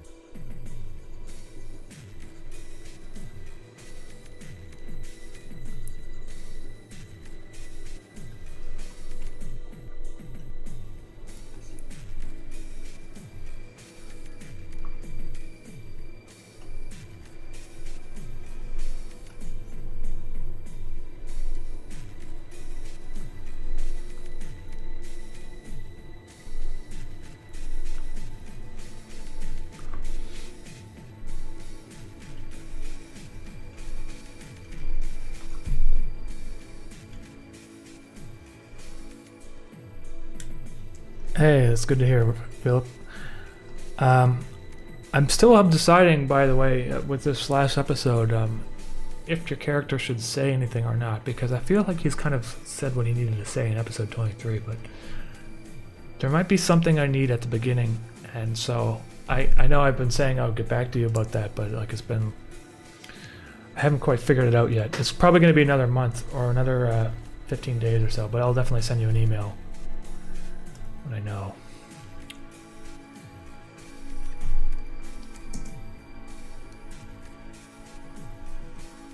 Let's see here. Okay, so I got the shutter. Okay, so I have to draw a shutter on top here.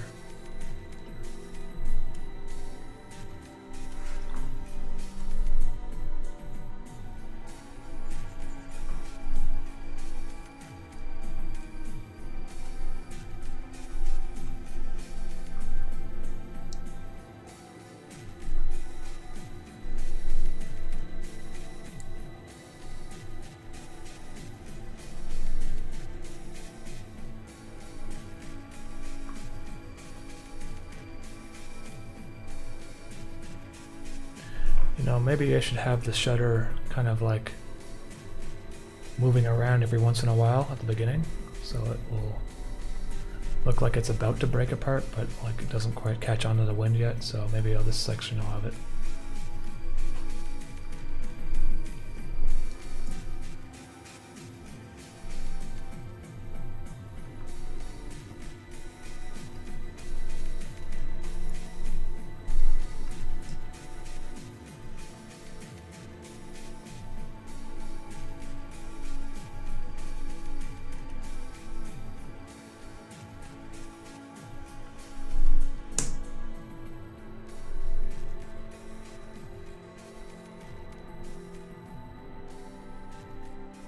Right here, maybe.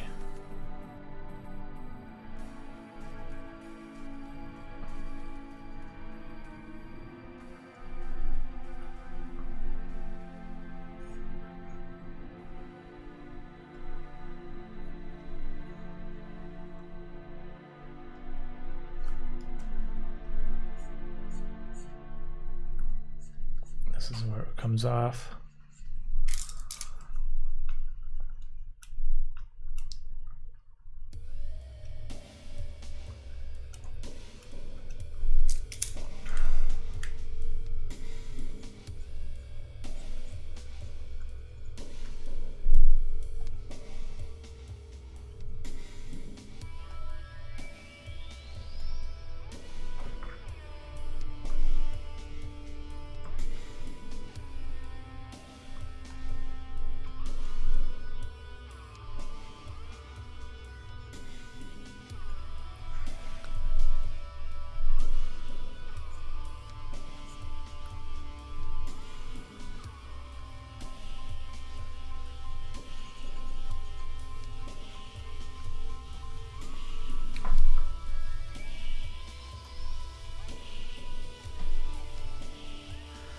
Looking over how your whole series, is there anything you would have done differently if you were able to go back in time and do it again?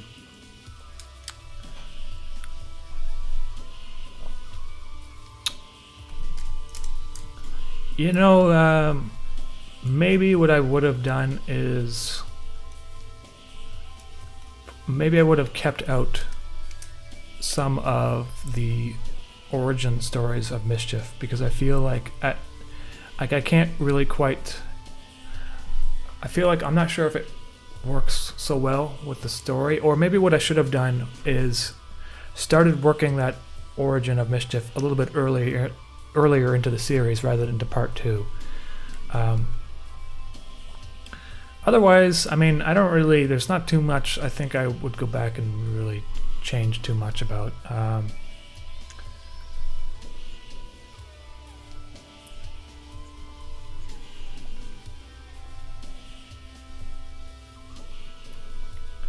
Because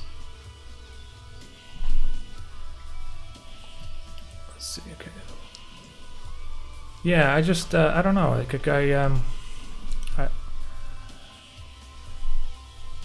there's not much I would really change, actually.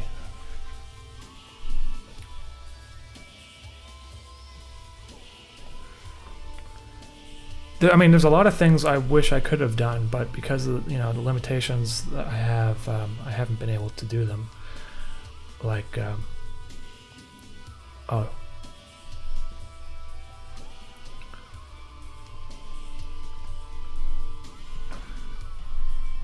Right here, I'm gonna have this shutter break in half, right at the edge of the house. So that it would it will kind of have like a 3D kind of look to it, maybe. It's like breaking apart with this other piece of wood.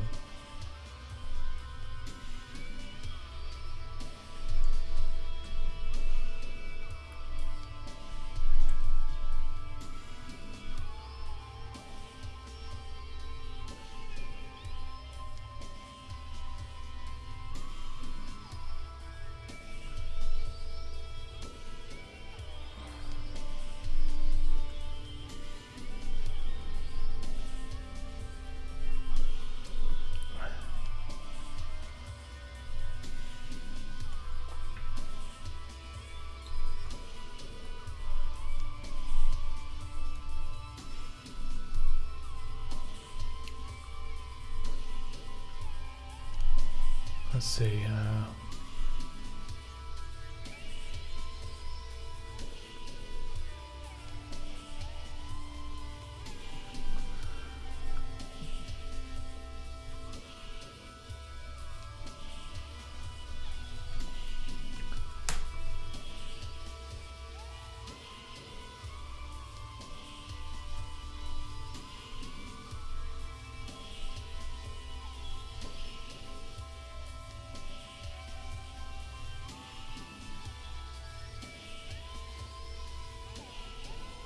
Yeah, in terms of like online film festivals and film festivals in general, I just feel like it's like in such a transitionary state right now that it's like not even my opinion on it is probably not even, it's not right. It could be, you know, like, because the thing is, all this stuff is so new. Like, film festivals would never be online really before. And for the longest time, film festivals used to be what you would have to do. Not even that long ago, like 10 years ago, like that was like film festivals were still like the standard, you know? And YouTube has changed so much in 10 years as well. YouTube wasn't really, like YouTube was mostly just, like I don't know how many people remember what YouTube was like 10 years ago, but there wasn't the whole kind of like, well, monetization only came out in 2012, didn't it? And then once the monetization kind of came, it kind of like changed YouTube forever, and suddenly it became a very commercial sort of thing. And not only are YouTubers getting in on things, but like big corporations like CNN.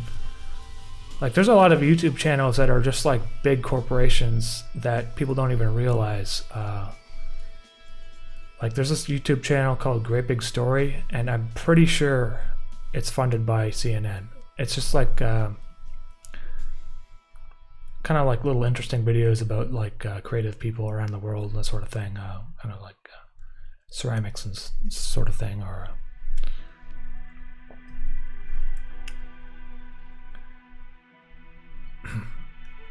and so because there's so much stuff to figure out about film festivals and like what's the best way to do things, and you know, there really isn't really a right or wrong answer anymore, because people like, who knows how funding of movies is going to be in the future, you know? Is it going to be mostly web related, or is it still going to be a lot of traditional companies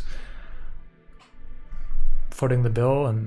And even now, if a company isn't able to have theatrical distribution of your film, and theatrical distribution isn't as lucrative as it once used to be, it's also becoming, you know, and also you get these like streaming platforms where you pay monthly and they're not relying on advertising. It's like the whole industry is changing so much that whatever it is that you're doing, there isn't really a right or wrong way as long as whatever you're doing works. And so if you're able to submit films to festivals and you're able to get them into festivals and people are watching them and you're getting connections that way, well, then that's great. Me personally, I never had any experience doing that. I've had some films that I made in film festivals, and some of my animations, even the ones from my channel, I put into a film festival. I didn't necessarily like make connections that way. I mean, I didn't really. It didn't help me in terms of my growth really as on a channel. So whatever works for you is the best. And I personally just haven't been having luck with film festivals, and so I've just decided to avoid them. The thing is with film festivals is they get like literally thousands of submissions, like tens of thousands of submissions. And so statistically speaking, even if you've made something that's good, the chances of it being like screened, because usually they have like 200 movies in a festival or something like that, like it's just very low.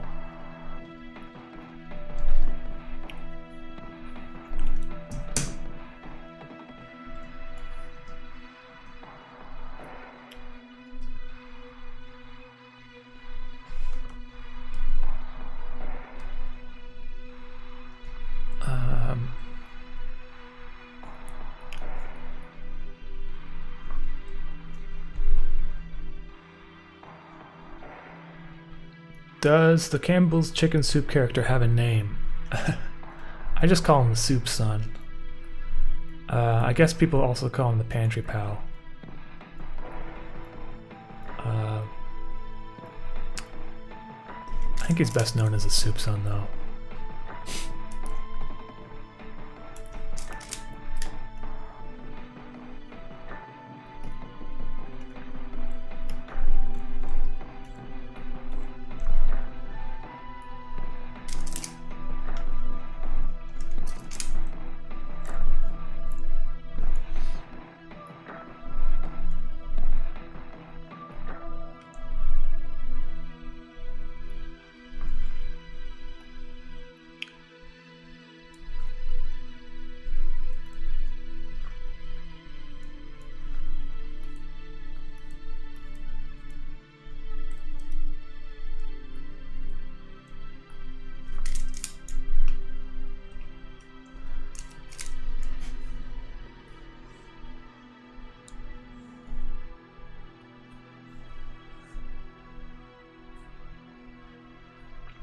Do you think we are living in the Matrix or a Matrix-like simulation? If yes, can you explain? Luxor 53. So there's been like this concept recently of, I don't know, a lot of like YouTube channels, like I don't know, this Elon Musk and I don't know, it's like Lex Freeman guy kind of going on about the idea that is reality a simulation and that sort of thing. And me personally, I don't really find the concept to be that compelling or even interesting, because let's say for instance we are in a simulation. Well, then doesn't that just make the simulation the universe? Like, we don't even understand what the universe is, so what's the point of trying to like, it's basically semantics is what I'm saying. Whether or not it's a simulation is irrelevant, because whatever our experiences of the universe are, that is the simulation. So it's like saying you know, when they say like, are we in a simulation, like is this whole thing just a big kind of like a computer or some sort of like a pseudo reality, when there's actually a more real reality out there? Really doesn't make any sense to me to why you would even like, what's the point of thinking that? Because, you know, first of all, we should probably figure out what exactly it is that whatever it is that we're living in right now. I'm kind of rambling because this is not like something I specialize in, but I don't think the idea that, I don't think we're living in a simulation per se, because we still haven't figured quite out exactly what it is we're doing here. So to like try to overcomplicate it and be like, well, actually, you know, the very thought that we're here in the first place is just like a fake reality is something I don't really buy into, I guess.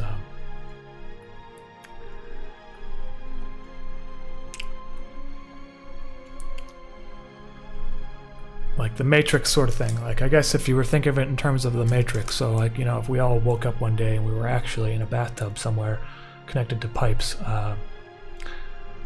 no, I don't think we're in a simulation. Because it's like the Matrix got that issue where it's like, okay, well, you took the red pill, whatever, and now you know what the Matrix is. But then and then what happens when you die in the real world? Is that another simulation? Or anyway, I'm talking about the Matrix now.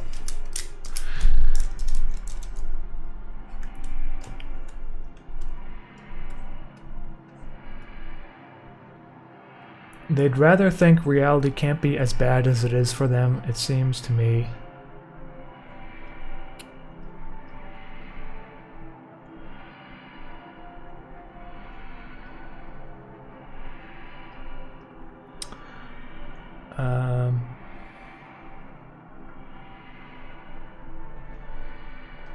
Solo A. Yeah, I mean, yeah, the film festivals are great in some ways. At the point, like, you get to go see your movie and stuff, and a whole real audience of people that probably haven't even seen any of your previous work. So, you know, I did get to experience that at the Ottawa Animation Film Festival, which was fun. I think the Soup Sun video, the second one, was in there, and so people were like, they had no idea what was about to happen, and then the Soup Sun comes in and starts like explaining how he's better than everyone, basically. I did get to hear some laughs, like, in real time, so that was fun. I don't know, I mean, it's just the whole concept of theaters right now is just kind of like baffling to me in some degree. I mean, I guess I'm kind of spoiled in some ways that I get to watch stuff at home, and, you know, but the way people are consuming content has changed a lot, and anyway, I think I'm starting to get repeating myself now. Okay, so this is my house. The wood is coming off of it.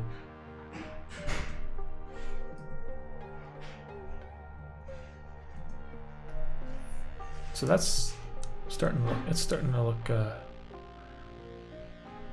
look good, but I think it needs more. Like, it needs more stuff happening. So I think like another piece of wood might come off here.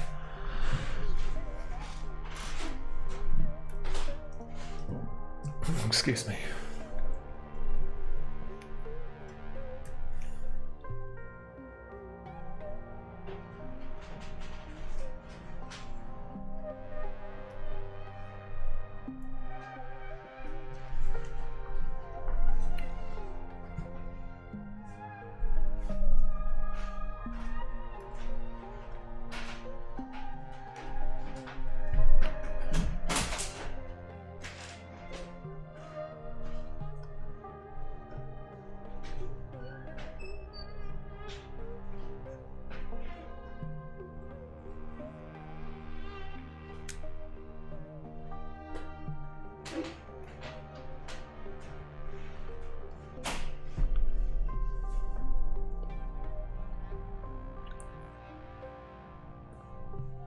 Do you take inspiration in early Microsoft cartoon styles like in Fine Artist?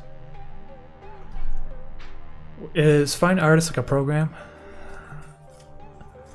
I wouldn't say I've like been inspired by it. but you know,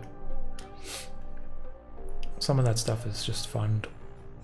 The styles are fun, I guess.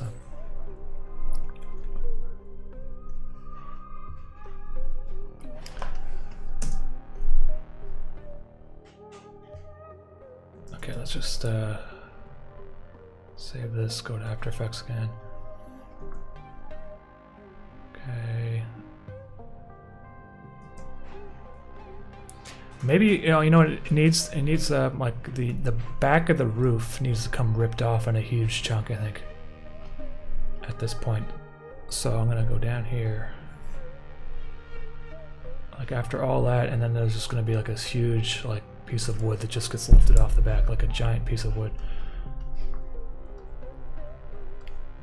So something like.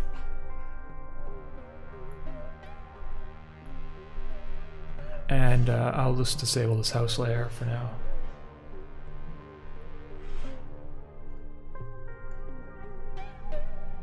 Well, it kind of has to be in perspective, so I have to kind of like eyeball it a bit.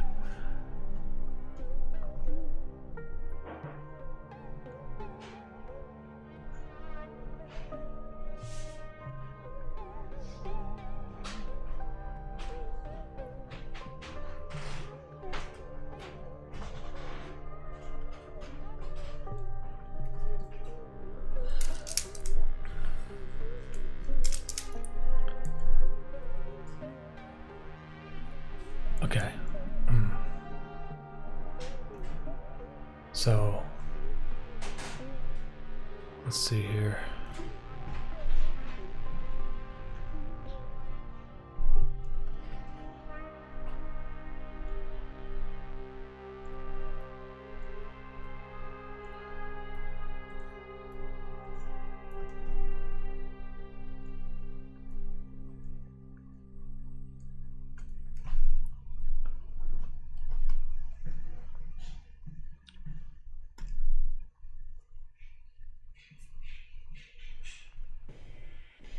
Hey, Daniel Foft. Yeah, it looks super cool when you put all the animations together. Yeah, it's gonna look. This shot is gonna look pretty cool, I think. Because this is just like the house too. There's gonna be a background, and then there's gonna be a foreground, and then there's gonna be something in the sky,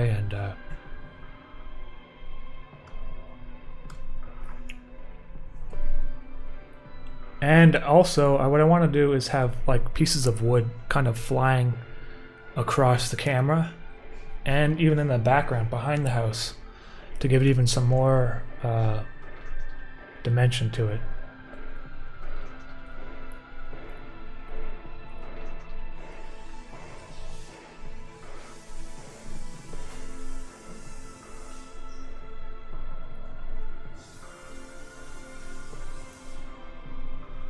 So this is a big piece of the roof, I guess, like the shingles or whatever.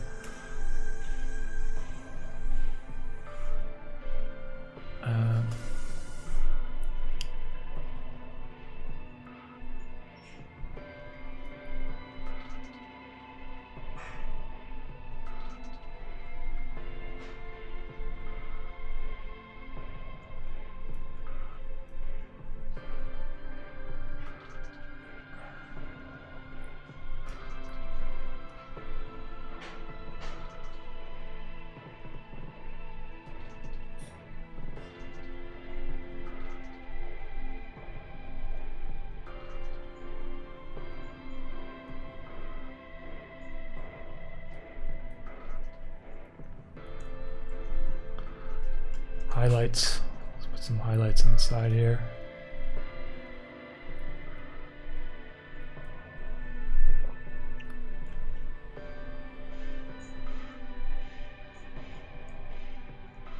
Okay, so now,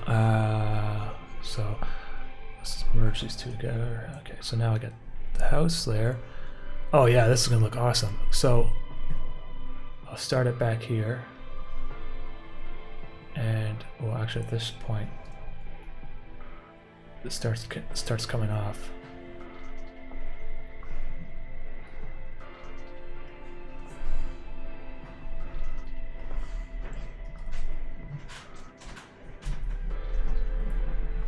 Hi, Caroline. Hi. I'm gonna go down to the water. Okay. Hi. Bye. You wanna find me? That's where All right.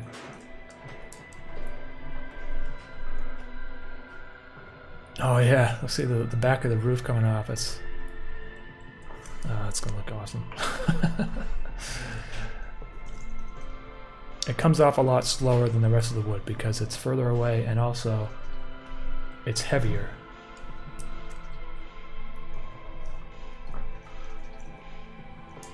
So it should feel like it takes longer.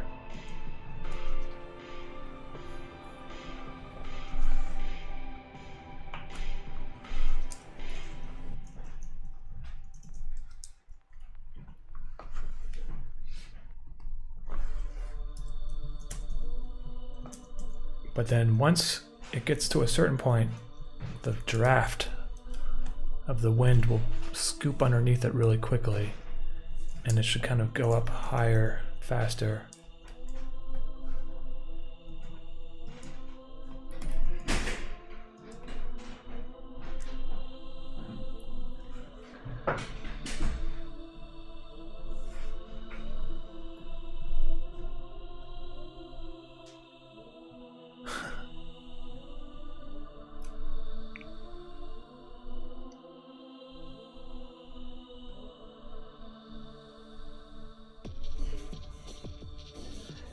Is this music by you? Yes, it is. So I don't know what. This is the same track that's playing. Yeah. If you type in Hex System on Spotify, whatever, you can find all my currently released music. So I'll just type it in here.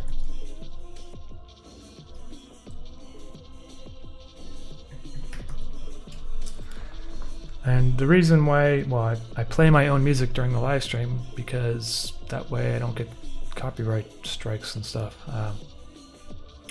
Otherwise, I would like to play music by other people on here, but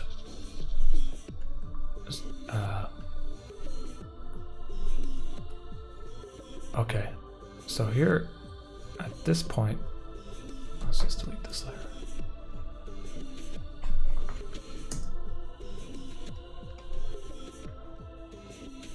I feel like there's this needs to move up a bit. Okay, now.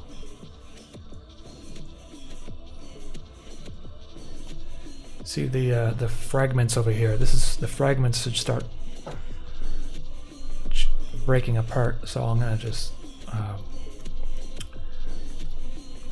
take it and have it offset a bit.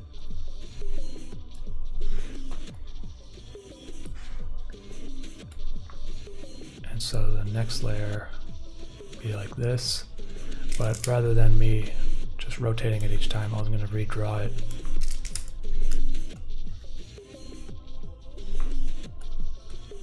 And it's basically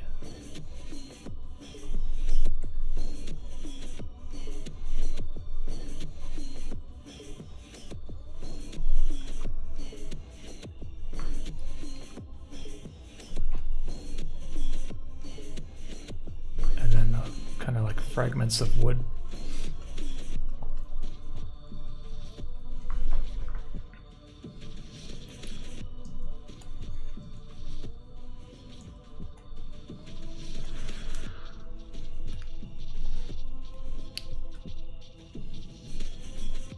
And this one would also start breaking apart. So move my anchor point down here.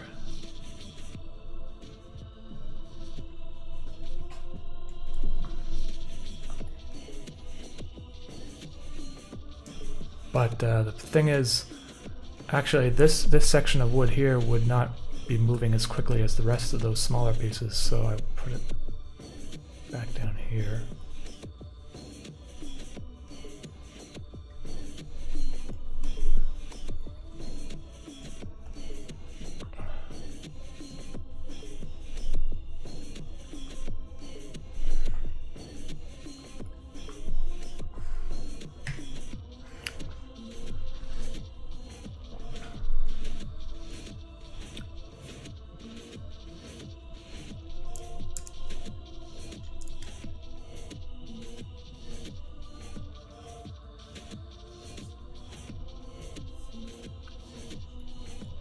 Harmony, is that another program? I haven't heard of it.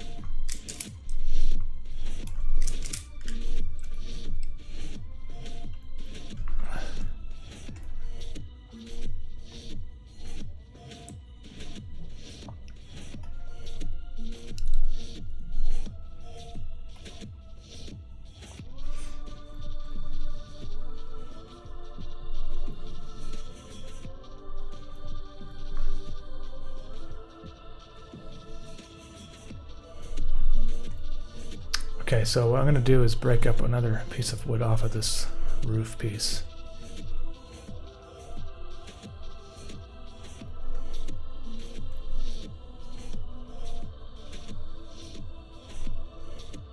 Maybe I'll have it go the other way.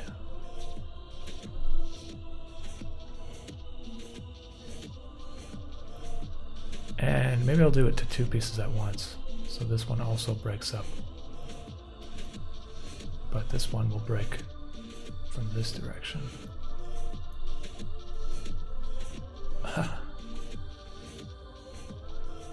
Cool.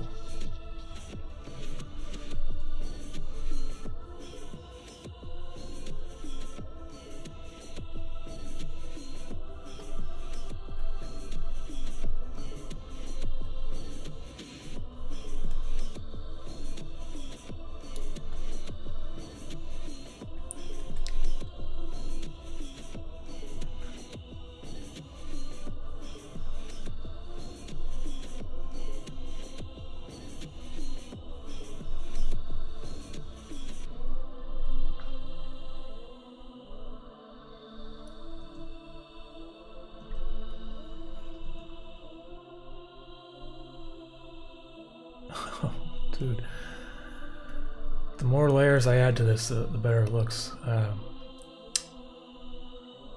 Maybe at this point, what I should do is have the entire roof just disintegrate. Like, not the roof, but the panel. So, like,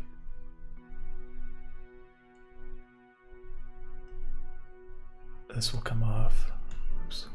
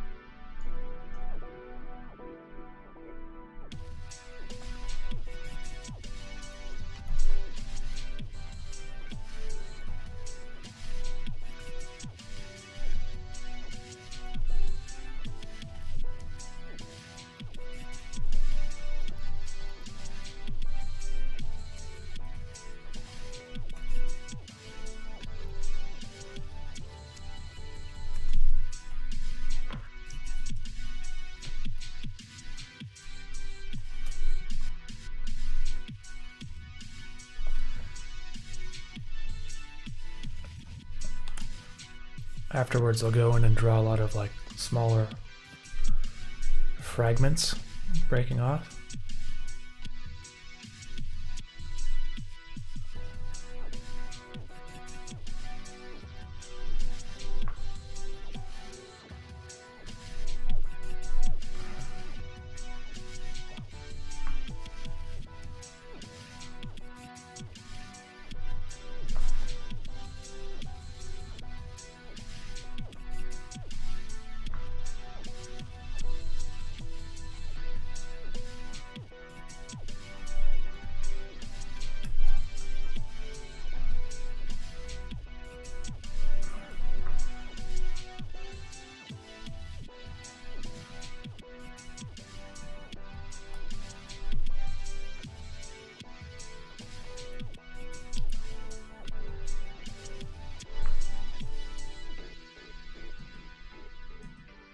Now at this point, there's not really a point in putting too much detail other than just having it go out of frame, because no one's really going to be like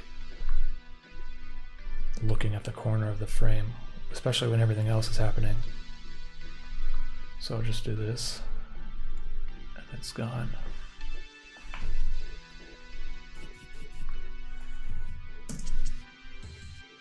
Yeah, looks good. And then, so now I'm going to put some details.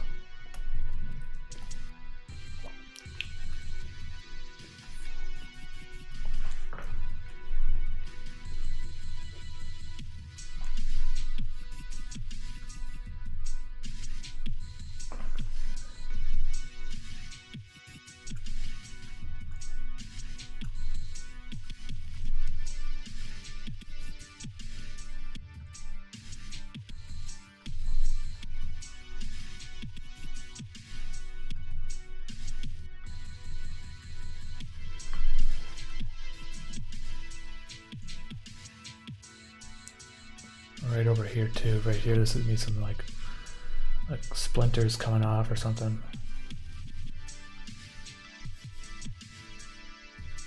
Smaller, tiny pieces of wood.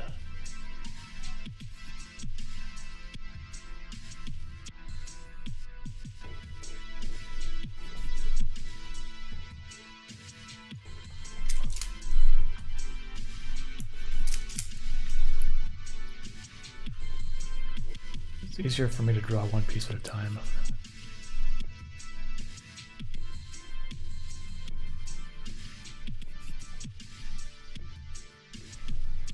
So that's one piece of wood coming off, and then I'll take the next one.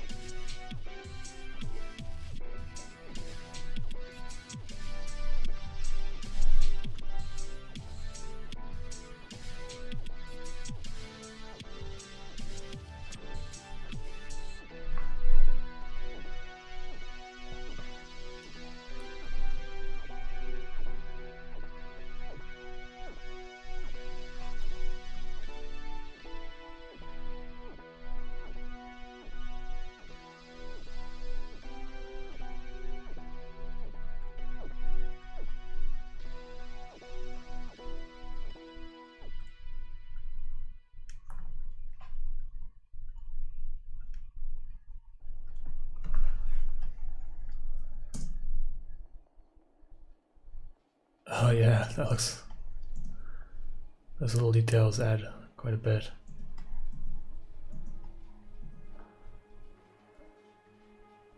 And maybe I'll have some right here, stuff breaking off of this.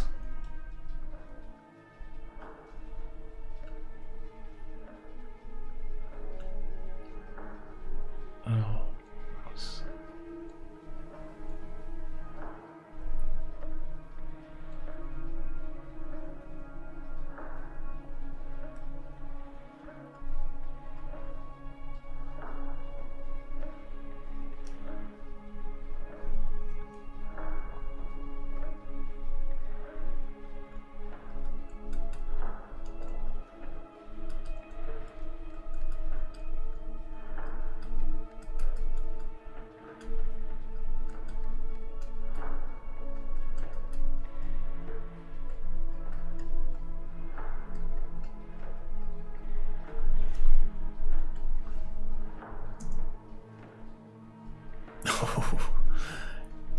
Cool.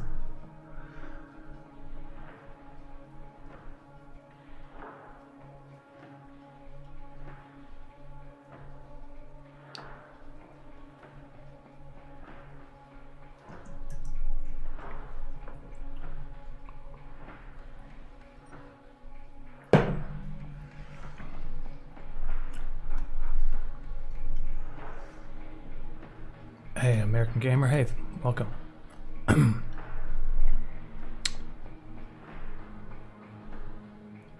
Should the lights in the upper windows change a bit when the roof is destroyed? Maybe the absent roof is visible through them. Eugene. Hey, that's a good point. Let's see. So if the light... So basically if the light comes off, let's see.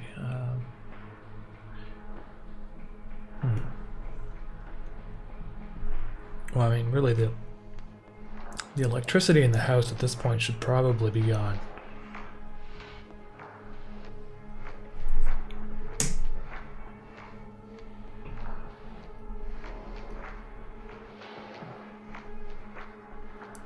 So maybe I'll have the light actually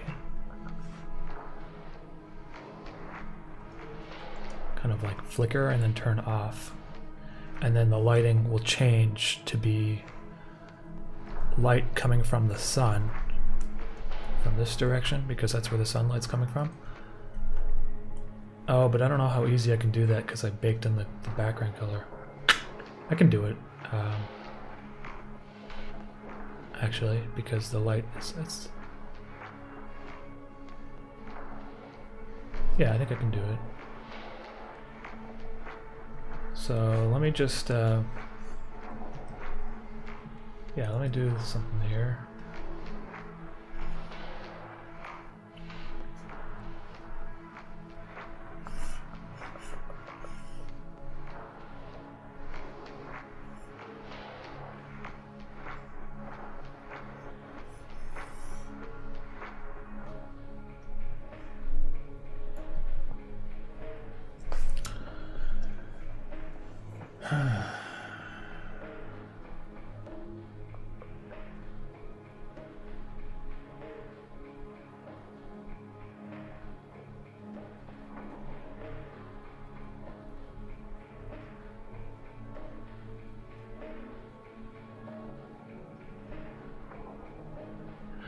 Yeah,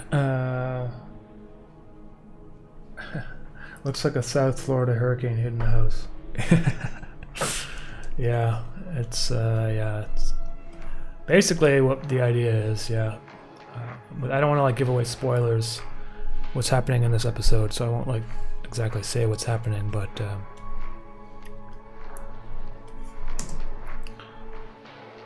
yeah, I see what you're saying. So if the roof came off, you would have some light coming in from the back of the...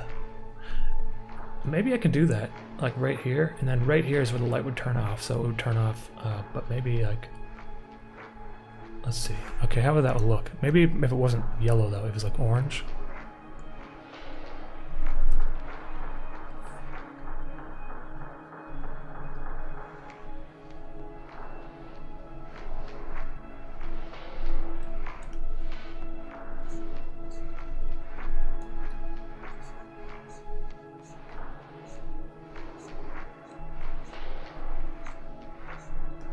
And the light that's further away would be more like red, I guess.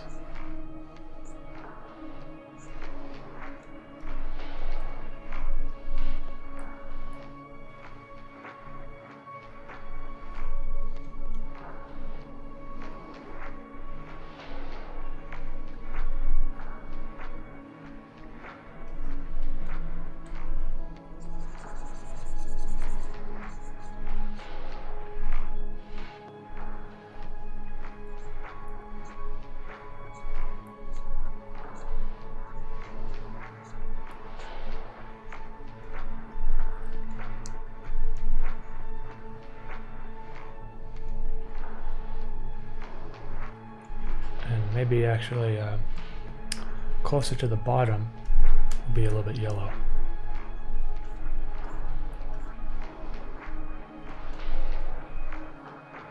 Oh yeah, that kind of looks cool. It definitely looks more like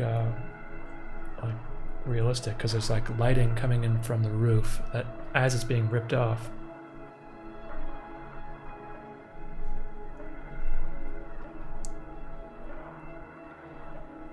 Good suggestion, Eugene. I like it.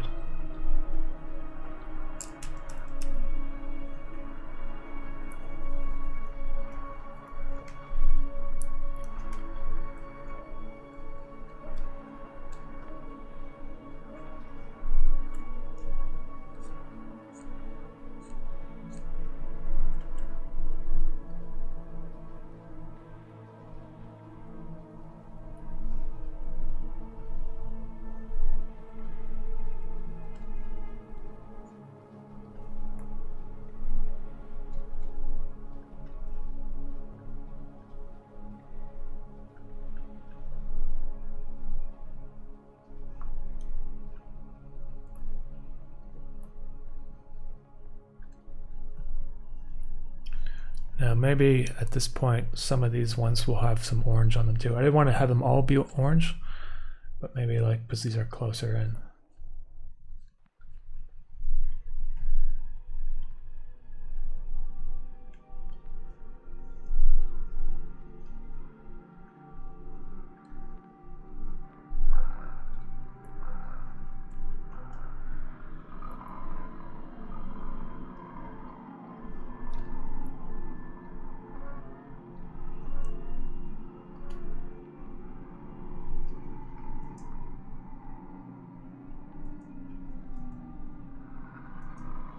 Yeah.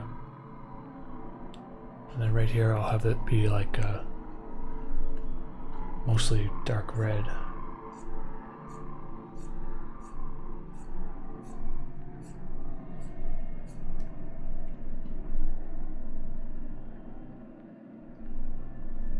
And then just a little bit of red.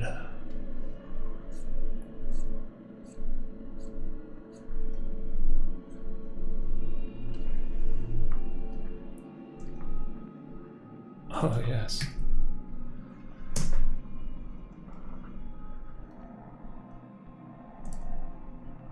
And then right here, maybe this is where the lights go out, like right around here.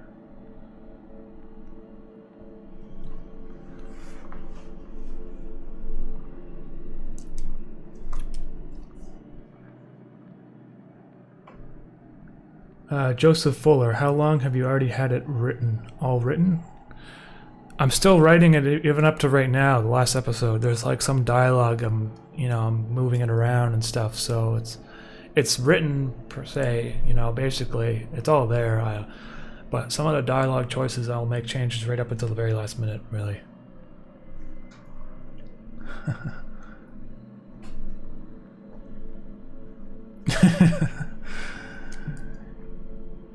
Historical moment for Eugene. I like how the light goes dark on the inner surface of the roof planks as they separate from the house. Yeah.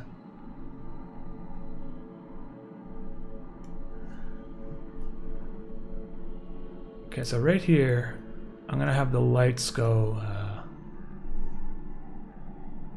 kind of go dark.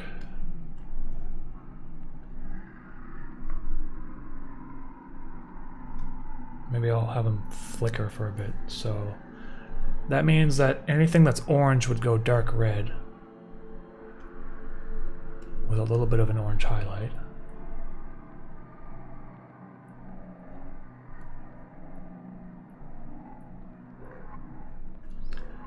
And anything that's yellow would go orange.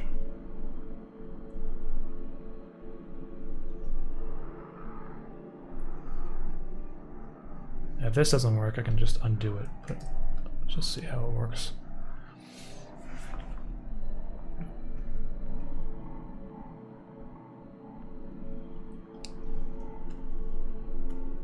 And that will go.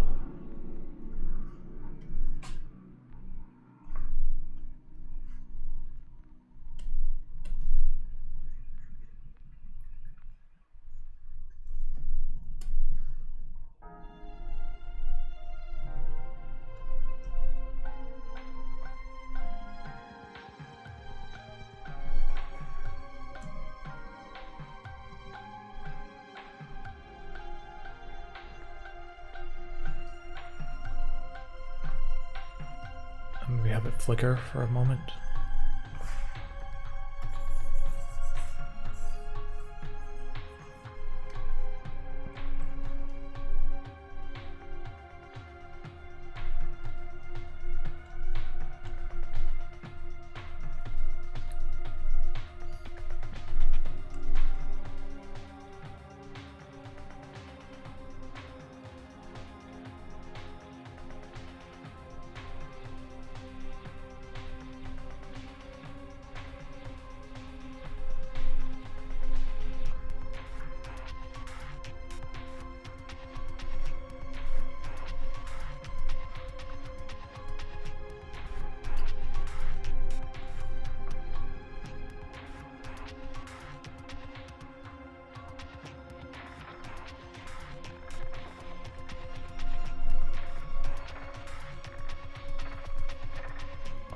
second here. It's not going to be green, I'm just doing it because I think this is supposed to be brown now. Oh, hold on.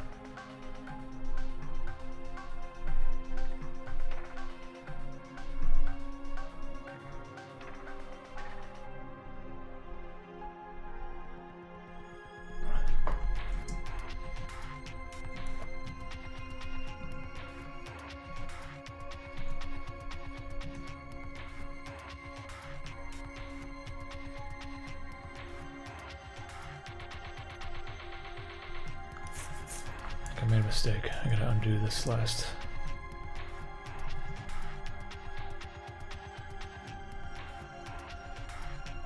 Okay, so now it's supposed to be orange.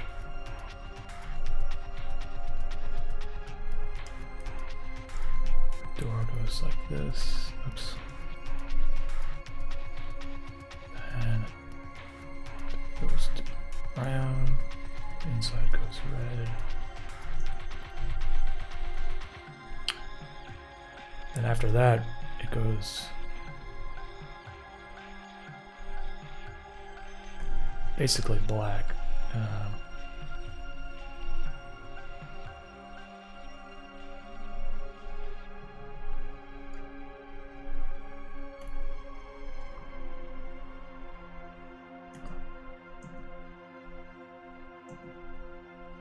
Yeah, and then what I'll do is I'll have the lighting from the sun that's coming in through the broken roof hit the edges of the building, I think. I just gotta get the highlight for this door here.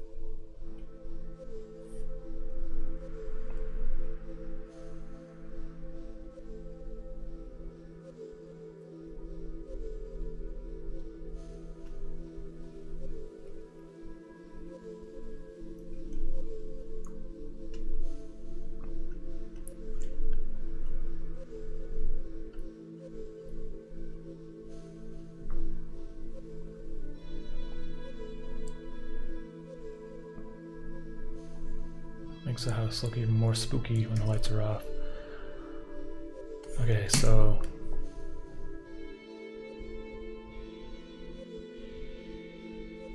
oh, there's a problem somehow. Oh, that's all it is. It's just if I delete this, it should be fine, I think.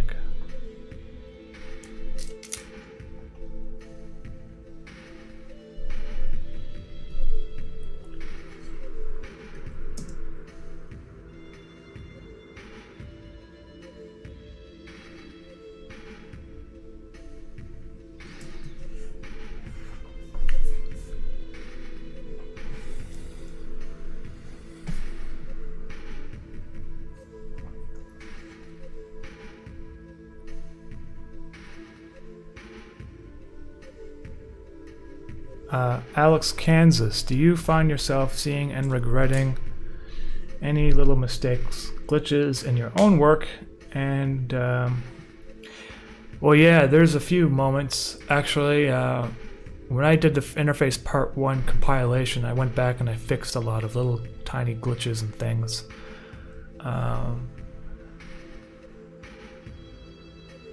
Mostly, like, basically pixels that got blurred somehow. Because that kind of, I got like my OCD just goes crazy. Like everything has to be perfectly sharp for this series. So I fixed those and I refined my process. So now that basically doesn't happen anymore. There's a few moments, there's a few shots I'm like, where it's like, it's so small, insignificant. Like literally the drawing is like 1 frame longer than it should be. And it really makes zero difference in the end if I fix it or not. So, you know, at a certain point, you got to stop fixing these little things because no one's going to know. And even if they did know, it really doesn't change anything. Yeah, there's a few little glitches. You know, if it's significant enough that it really bothers me, I do go back and I fix them for the compilations. For interface part 2, I think there's one shot that I might fix. So.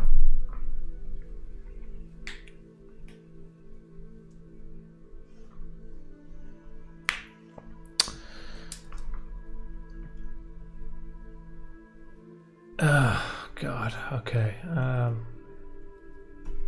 Yeah.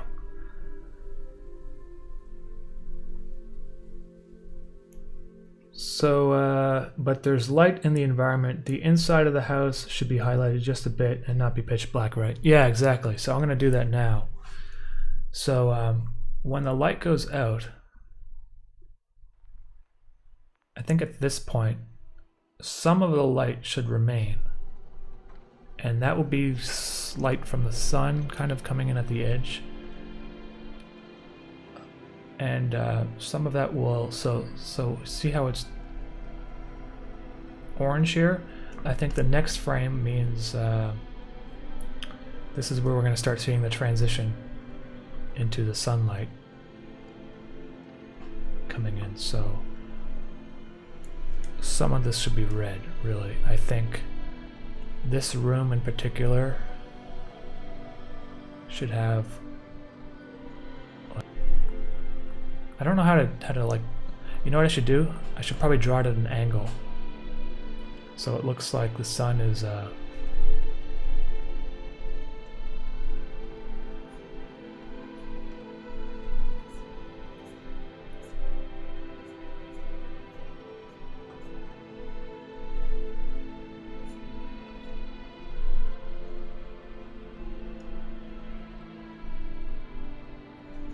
yeah, and like some of this would have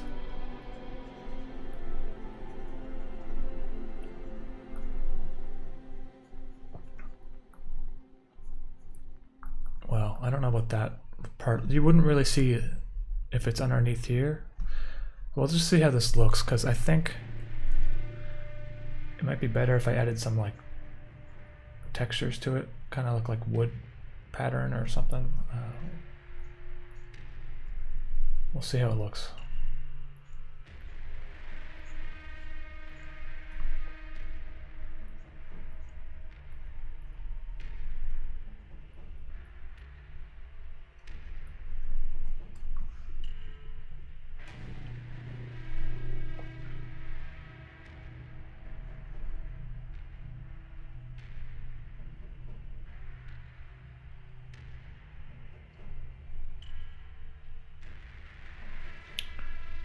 It might be easier for me to draw it actually in this stage.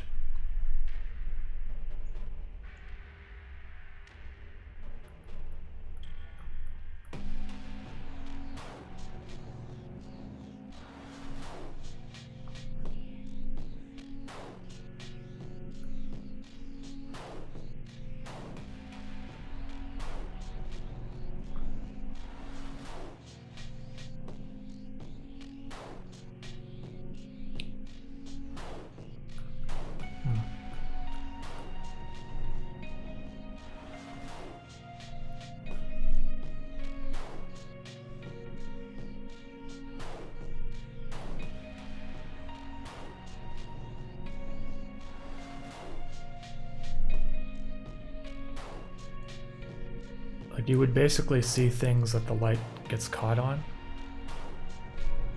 So maybe like, I don't even know what I'm drawing here, but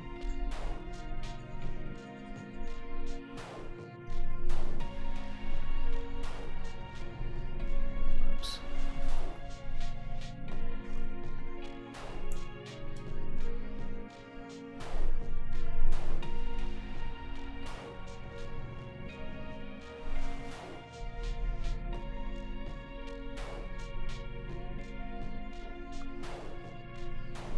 I think that does look a little bit better. Like it makes it look like there's some depth to it.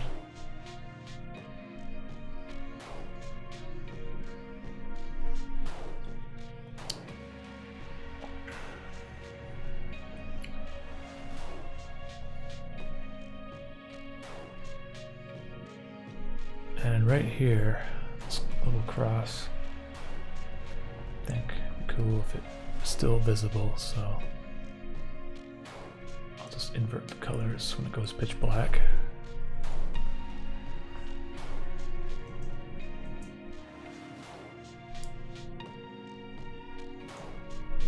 Yeah, so actually that makes it that makes it kind of easier for me to do some more animation of like the roof and stuff blowing off the top, because now that it's no longer lit from the inside of the house, I can have like shatter fragments done in After Effects, kind of like in the background. But you know what, let me just see how this looks, because this might be like enough, you know.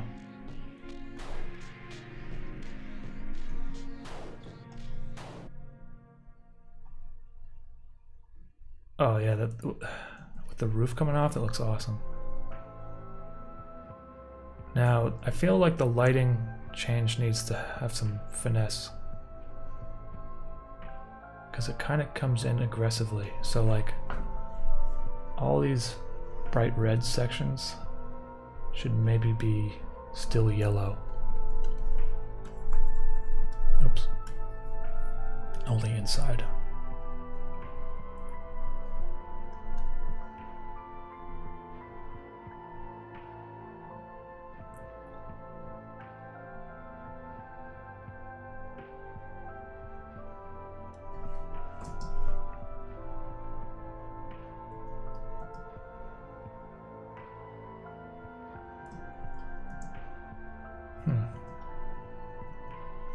Let's see, so this is with that layer off.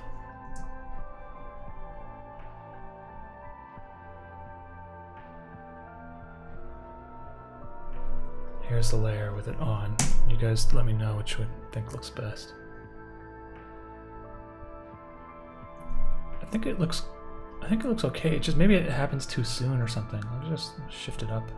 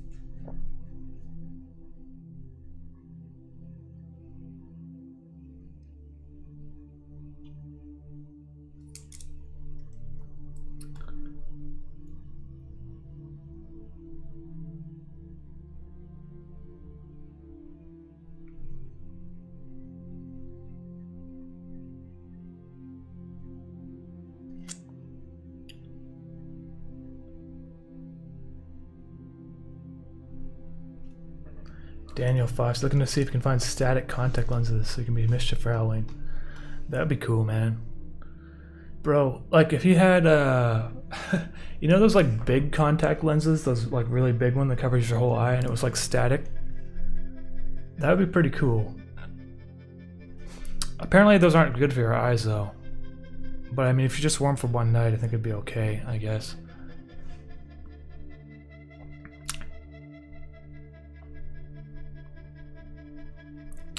This is this music that's playing is one of my older albums I released a while ago.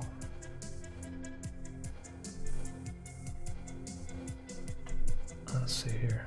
Gotta find the chat again.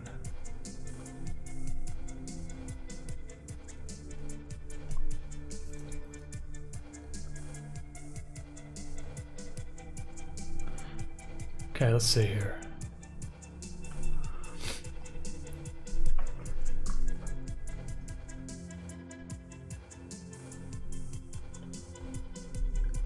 You know, I'm starting to think that maybe the light, even though it makes sense that there would be light inside the house. Well, I can just leave this layer for now and turn it on and off later if I decide to. Because I feel like, oh, maybe that works. It's just the timing of it.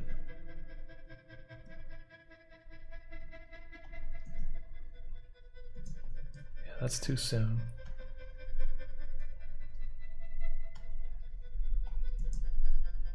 That's also too soon. I think that was it, right here.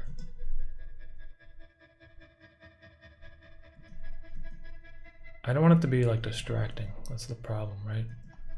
So maybe the problem with it is that it's just too bright.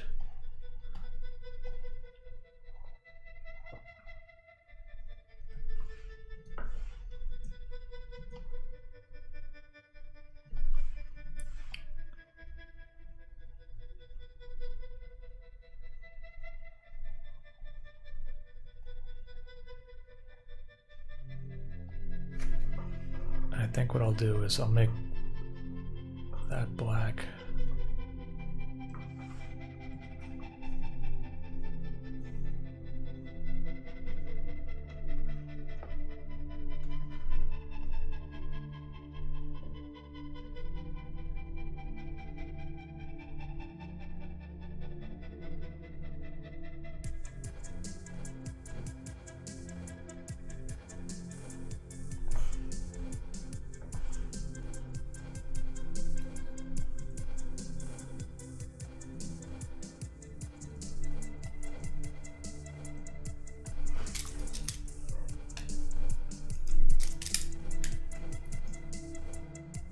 Yeah, I think that looks fine. It's just I was overdoing it, I think. You just need a little bit of light coming through the window.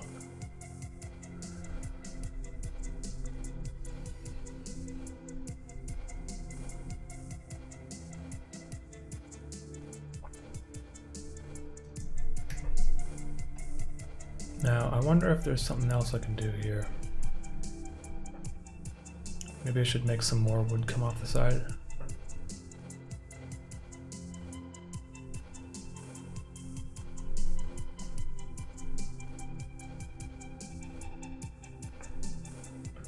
Yeah, I think I'll do that. This is a long stream today. I've been streaming for a couple hours.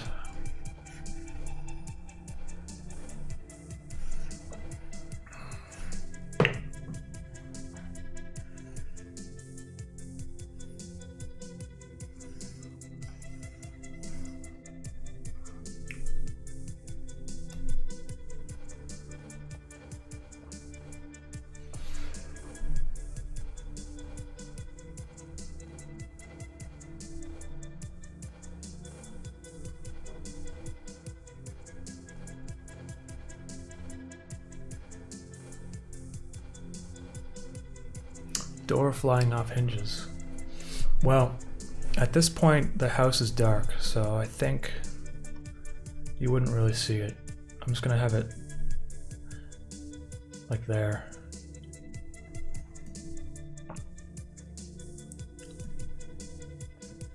But maybe I should do something major, you know? Maybe like this whole section of the roof just starts coming off. Like the whole, like just... Maybe like this whole triangle piece just breaks off. That might be cool. I'm gonna save this as a different version because I think this could theoretically be finished, but I want to take it a little bit further.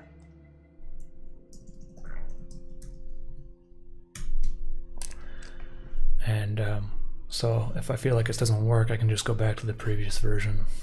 But right here, I think it would be cool if this whole section of the house just rips off. So I'm gonna break that up here, and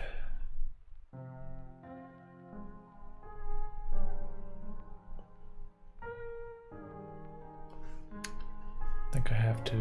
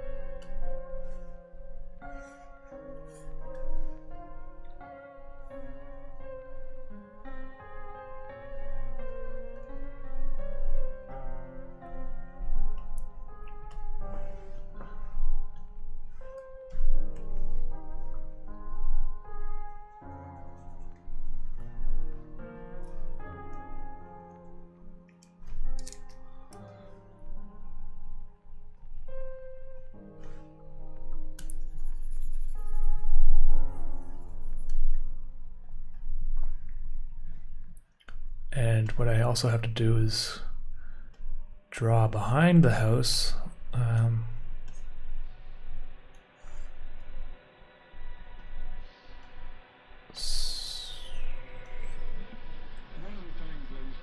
So these wood beams will be extended up a bit.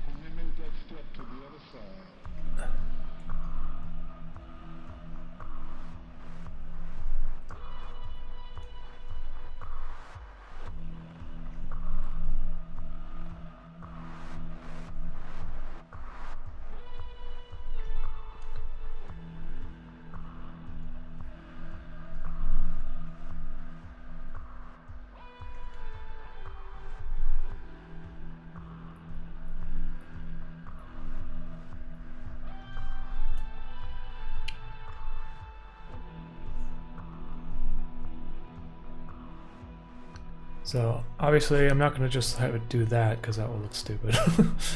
But oh, probably another thing I need to do is whatever is back here, because the roof would go up, so this probably extends.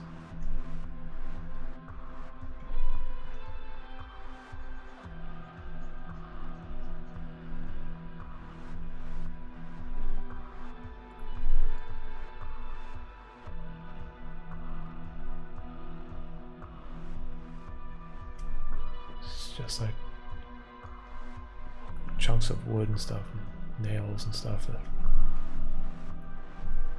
Yeah. Okay, so now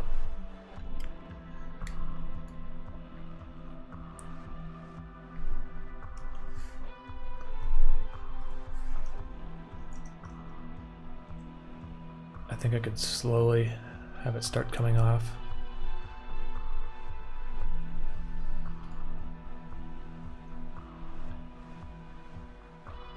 Oh yeah, behind the house as well, there would be like... These are just going to be like remaining like beams or whatever. Like, I don't know, like, I don't really know construction of a house, but there's probably like 2x4s back here or something. That where the roof, before it got ripped off, would sit on. And maybe the 2x4s are like the only thing left.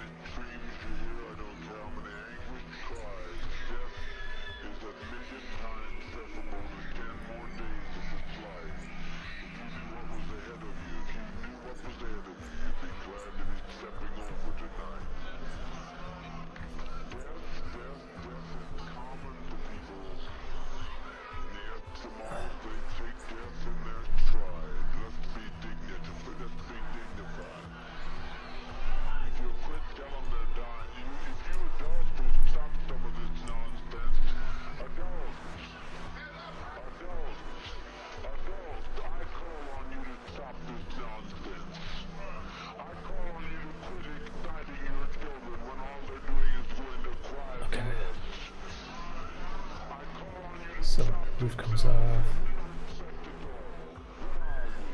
Yeah.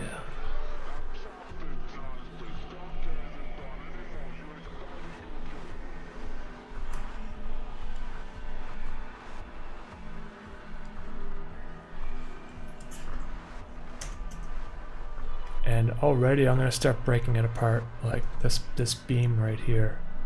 I'll have it separate from the roof.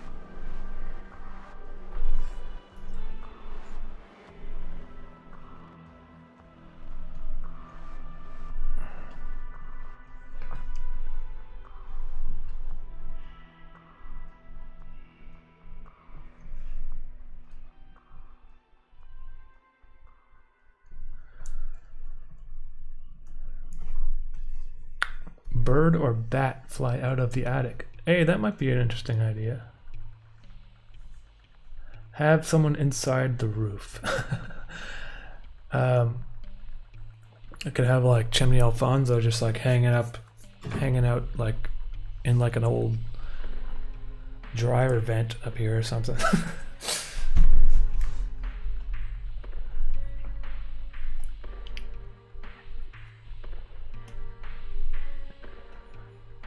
Thank you for saving me. You had to destroy my house just to get me out of this pipe, but it's okay.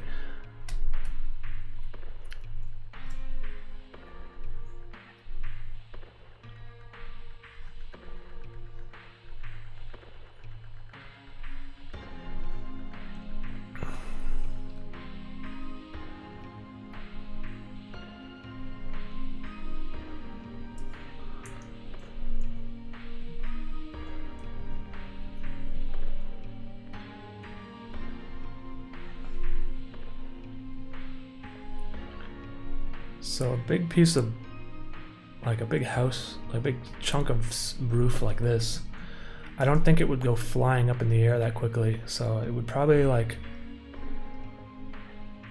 rotate a bit maybe.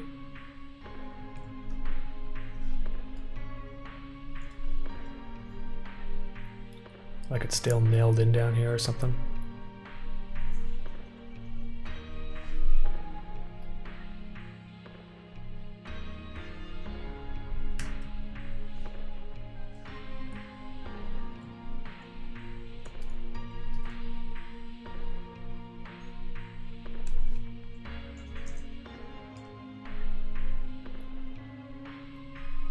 And the perspective would change a bit too, like this would become less visible, I think, this part of this roof.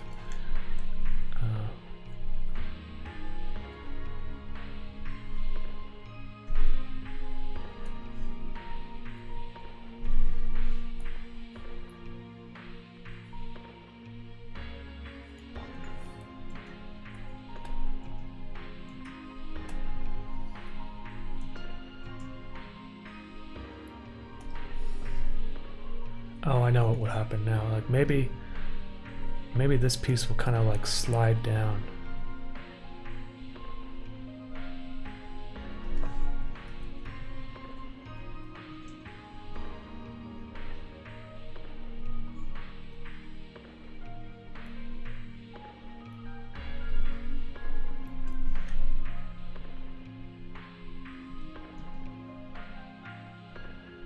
Too much, maybe?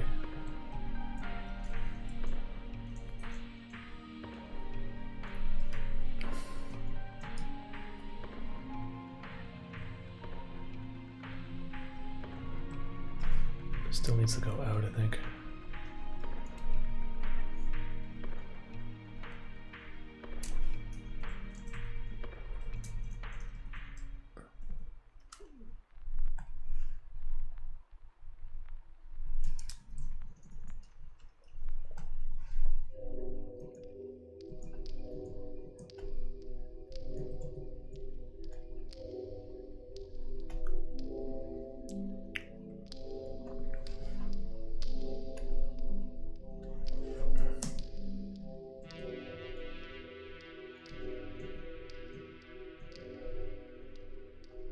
You know, I feel like this is happening too quickly, so I'll just drag these frames out a bit.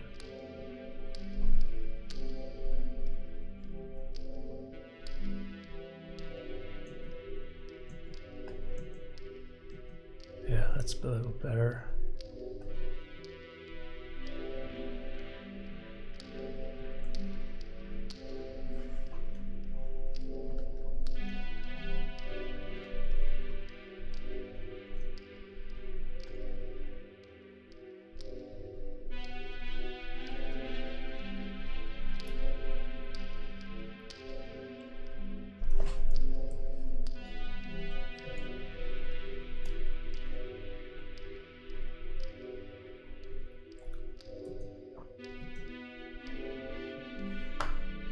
Now maybe I'll have the triangle part of the house rotate a bit. So that means I might have to redraw it actually. So I need to put a white background just so I can see what I'm doing.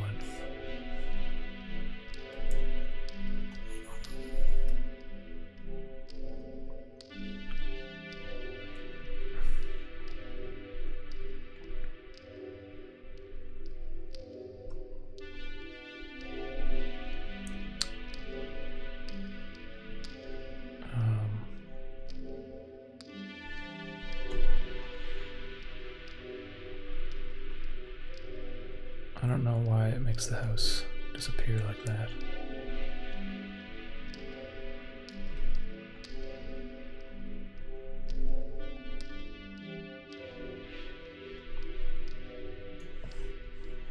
Oh.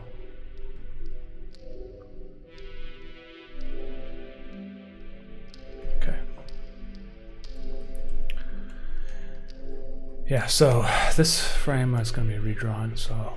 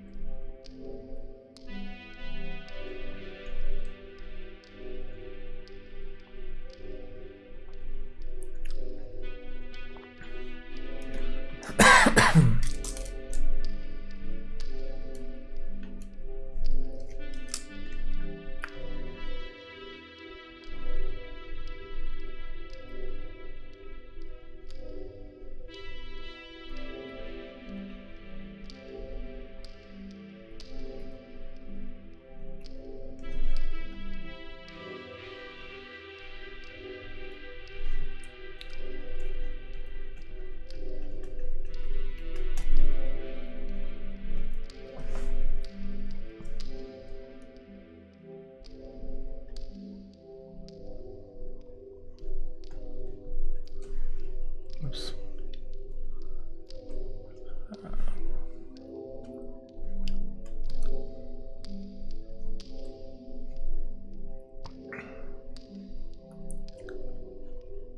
And these windows would actually be transparent at this point, so I might just, you know what, I should probably, well, I'll fix it later, but they're going to be transparent because there's nothing behind them.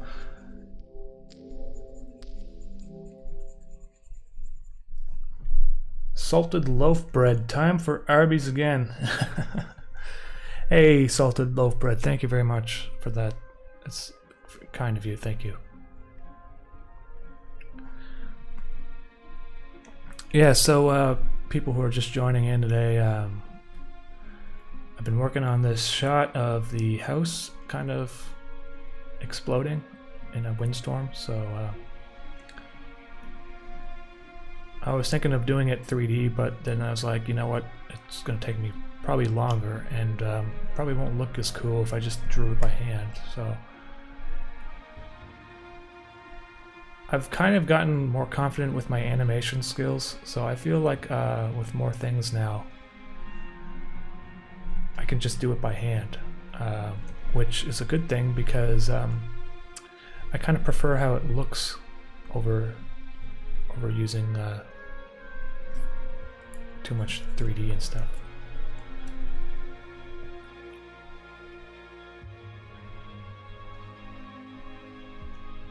So I can delete that frame, bring this down here. Super Bastard, hey, thank you Super Bastard, that's kind of you as well, thank you for a super chat.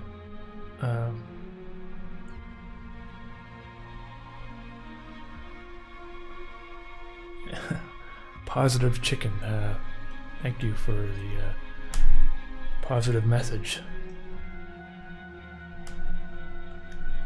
I just hope that you're not positive for salmonella.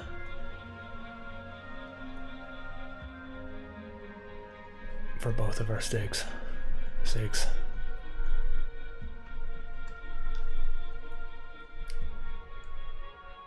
Okay, there we go.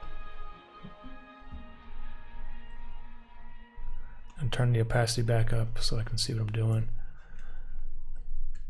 So this wood is going to go from bright red to dark red because it's, oops, because it's kind of changing perspective a bit.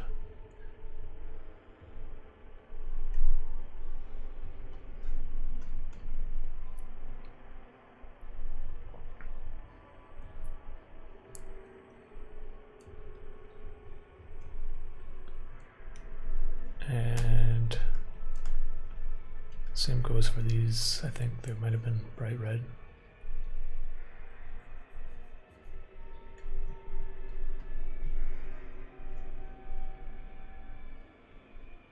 Yeah, so these windows actually need to be removed because how very much I've loved you. How very much I've tried my best to be. there might be stuff behind them actually, but I'll fill them in with like debris and stuff later, so it looks a little bit better. That's weird. I got 2 frames here that are the same, so I'm going to delete that one.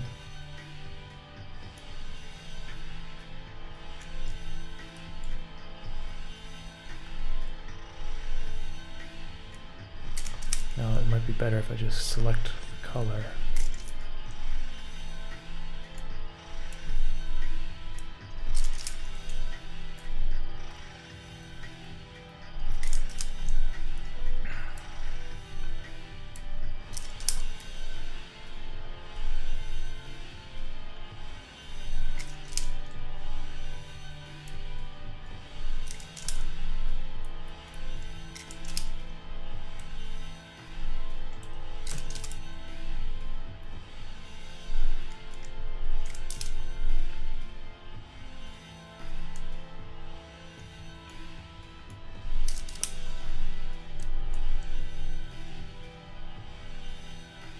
Yeah.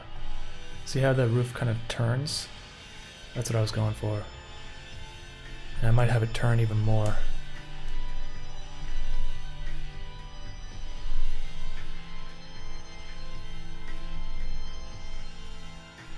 Put some highlights on the wood here.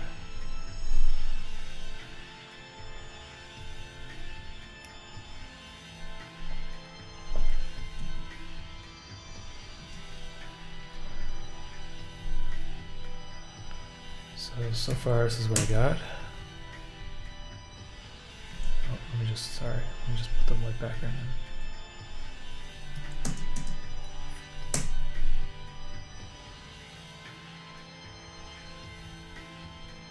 Oh, it's looking cool.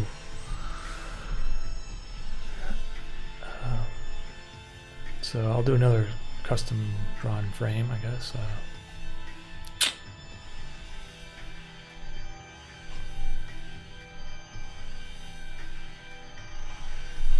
Beaver? Hey man, well thank you for that, that's very kind of you. Consider a bat or bird flying out of the attic.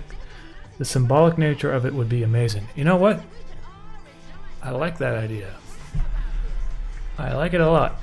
So maybe I'll have like, especially when this like roof section gets broken off, maybe there'll be like some bird, like some bats that are in the attic that kind of decide to, yeah, that'd be cool. I think that'd be very cool. So I'll do that as soon as I finish drawing the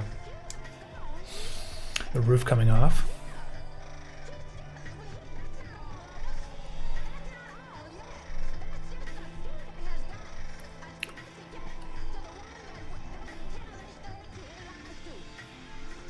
Why? No, I'm just wondering my onion skin.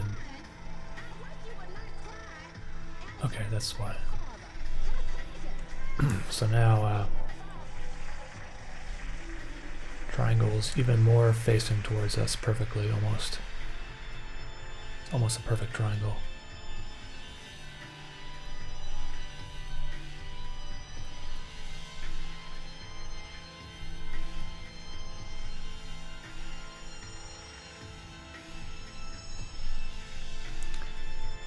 And I'll just fill this in with black and then I'll color in the windows or erase them out later.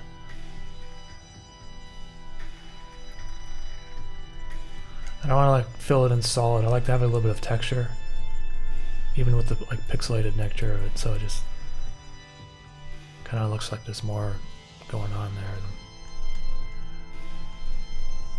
And color them.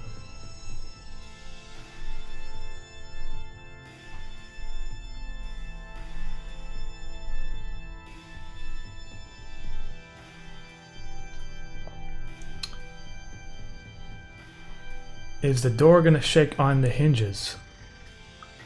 Maybe I should do that too. But we'll see. Once I get this roof done, I'm gonna add some bats in, and then maybe I'll have the door like shake a bit. You know, that might be kind of hard for me to do though, because it's already like drawn. We'll see.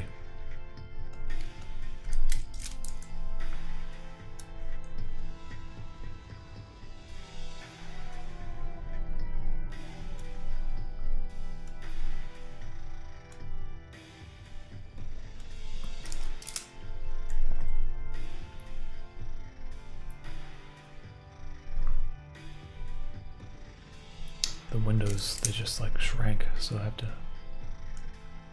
make them taller, I think.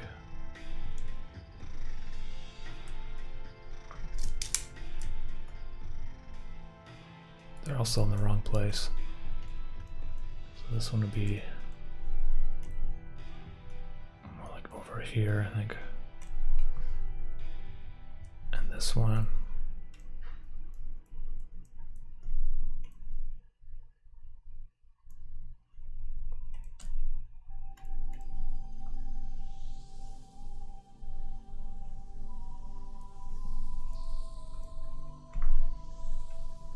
Yeah. So still good to add some highlights here to the roof.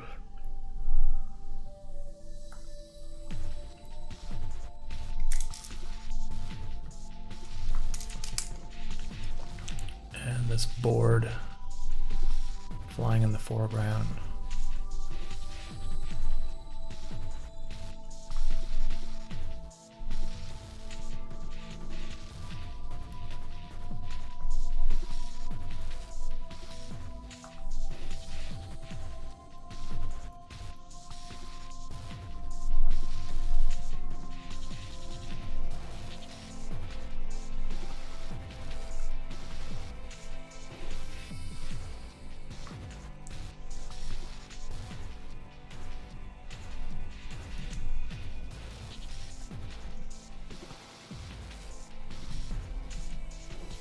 I'd have this for another frame, the same drawing, just so I don't have to. The only thing I'll do is I'll change the wood in the foreground, because it doesn't take very long.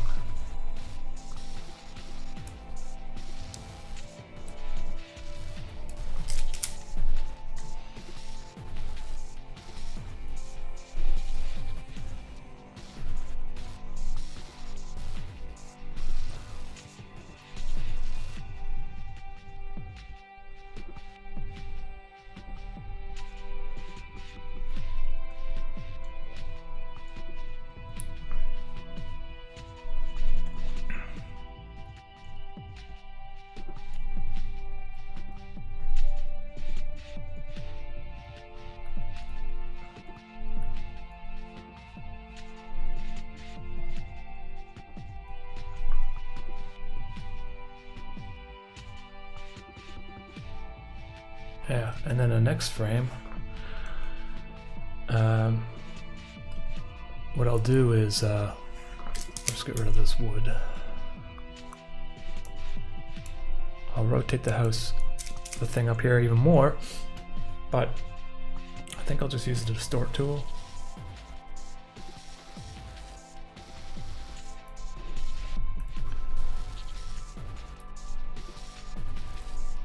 And at this point you would start seeing the roof.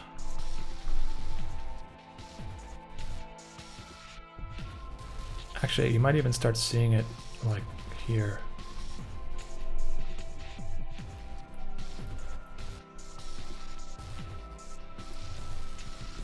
So I'm just gonna have like, well, let's see.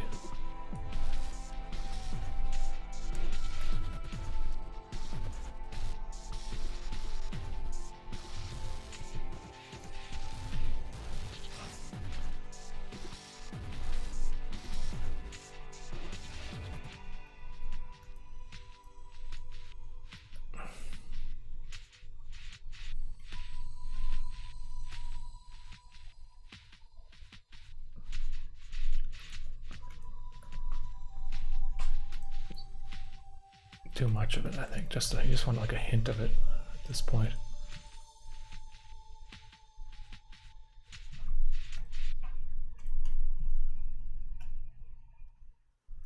And then here you would start seeing the roof.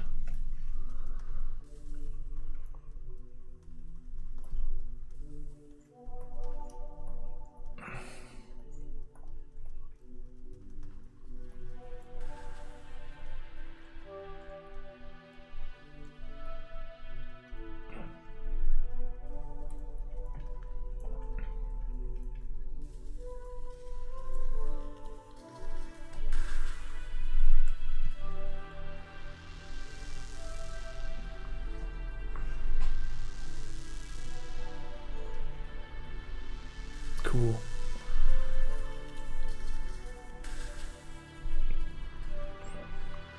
And once this is done, I'll add the bats and even more like just like fragments of wood on top, so it kind of will make this look a little bit less kind of like if you add like little details, it like masks the imperfections.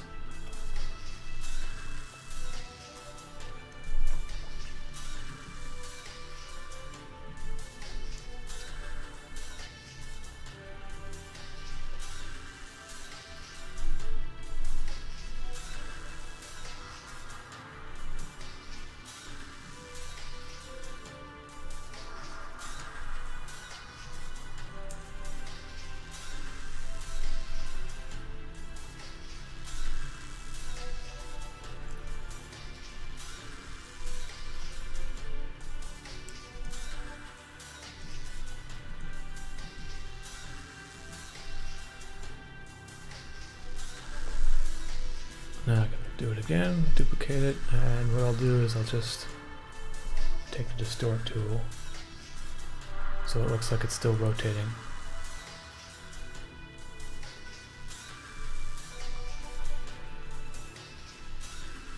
It's very minimal. You're not really going to notice it that much.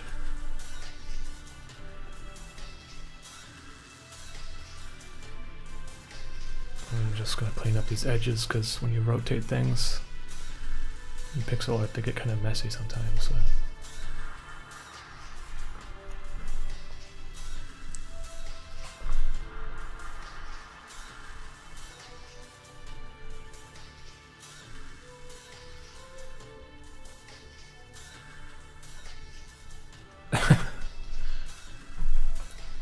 Depends if the owner is paid for hurricane insurance.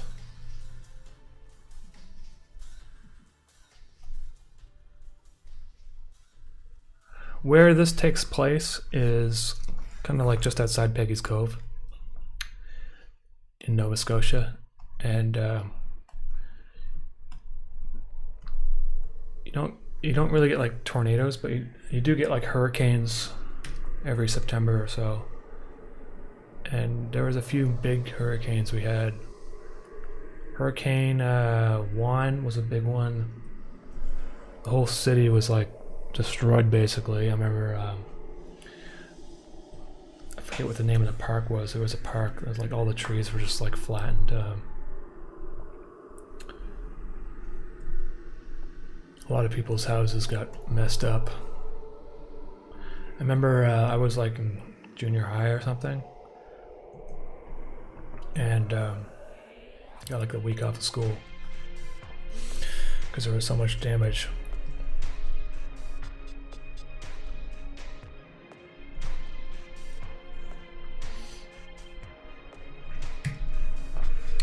JC Gaming, I'm a bus. Hey JC, thank you for the super chat there. I appreciate that.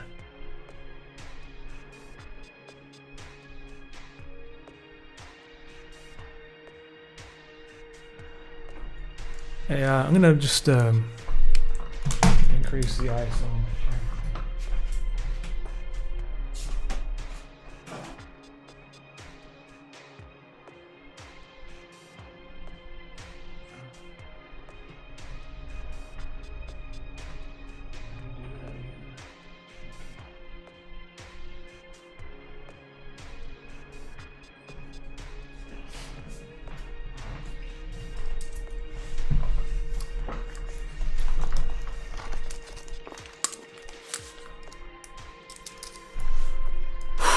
Okay, so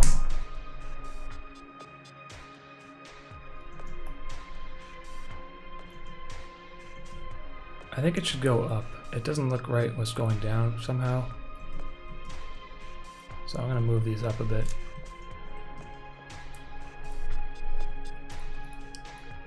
Like the hurricane must be really strong if it's lifting the house up this high, or the roof up.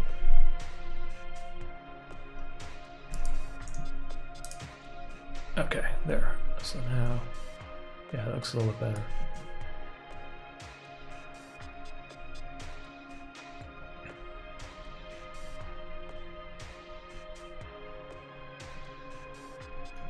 Okay, so what I'm gonna do is add some debris now. And then I'm gonna add some bats. So right here, maybe there's like splintering going off.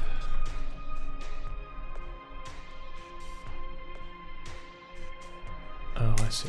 Hold on. Maybe not here.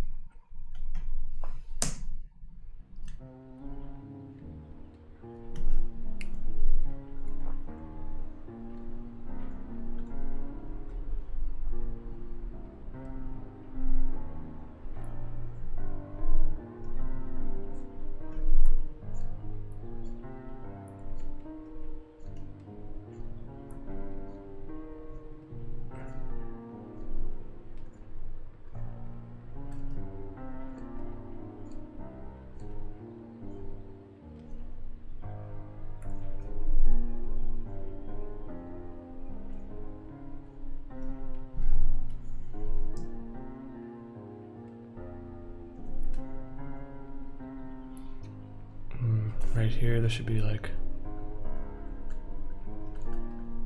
a lot of stuff breaking off, I think.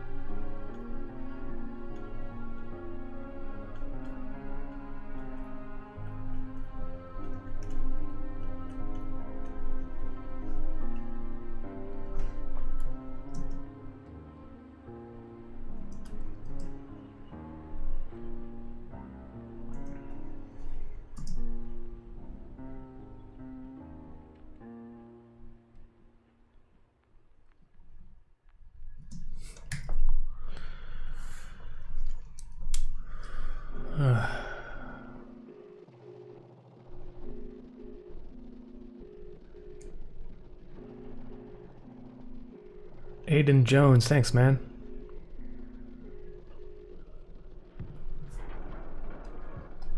Okay. Yeah, this is looking pretty good. Not bad. Oh yeah, I was gonna drop bats, right? Now this is gonna be kind of tricky because if the bats don't work, they might just look like debris or something. So I don't really know how a bat flies. I should probably like look that up. I think they just like flop around really hard. I'm pretty sure I've seen bats when I used to live in Nova Scotia.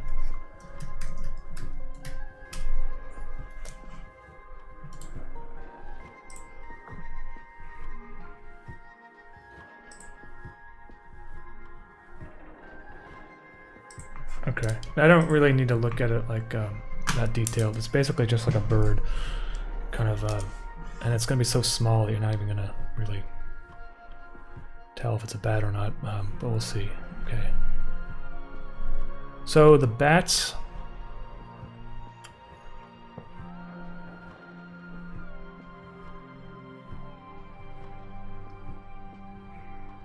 I'm guessing they would be like, they would come out at like this point.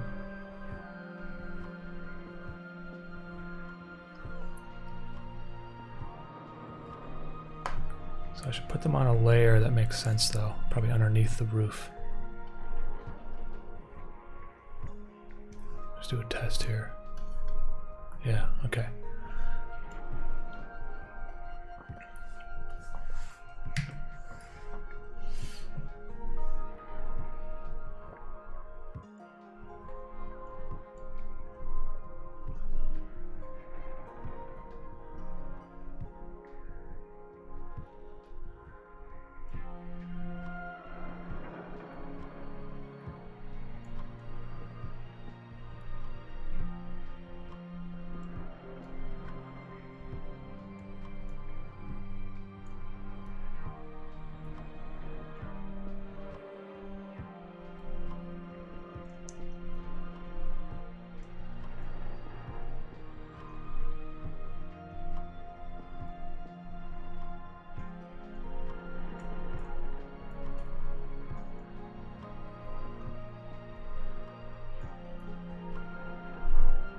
I don't know how this is gonna look. I just did that real quick. Let's see how it looks.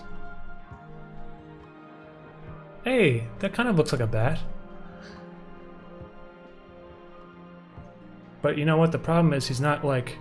If he was really in a windstorm, he would be like blown away a lot faster. So maybe I can...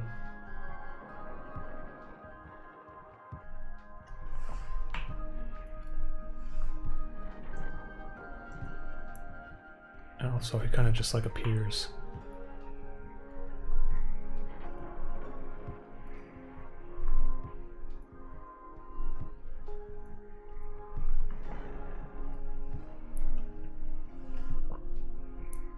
So let's see if I can animate the position of this entire...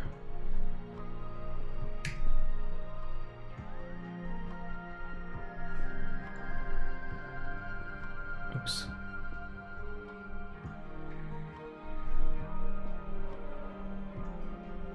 Yeah, I can actually. I feel like he would move even faster. If anything, he'd be faster than the house because he's so light, right? Oh, they don't even see him though. Let's see.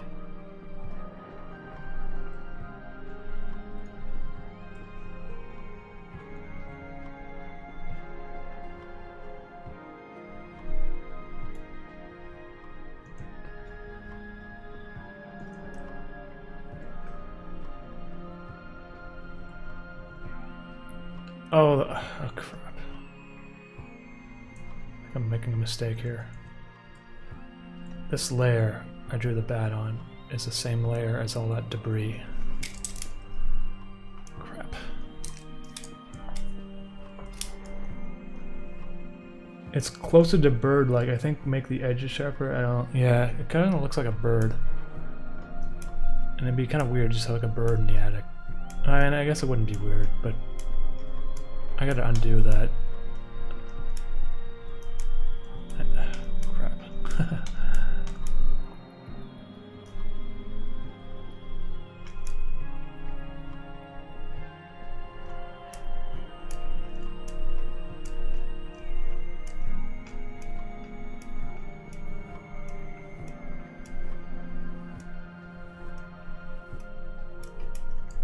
Okay, I should first of all put this back up here.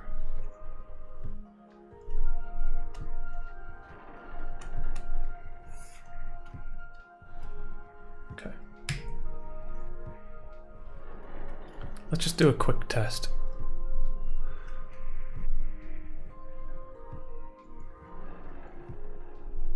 I think I'm making more like his wings are more bent, you know, like they flap more elastically. then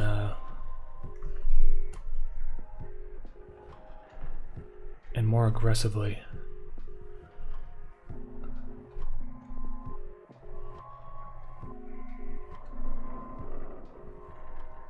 It's a big bat.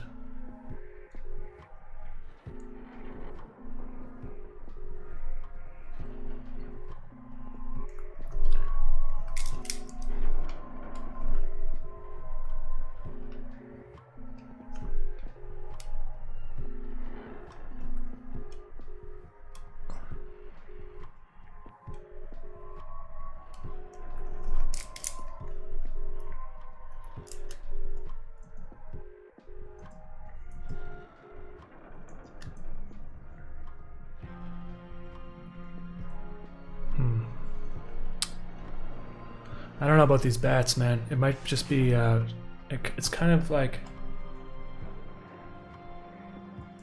yeah, it might be okay.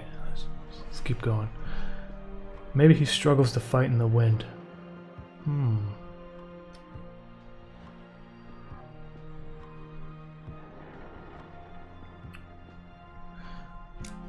Yeah, okay.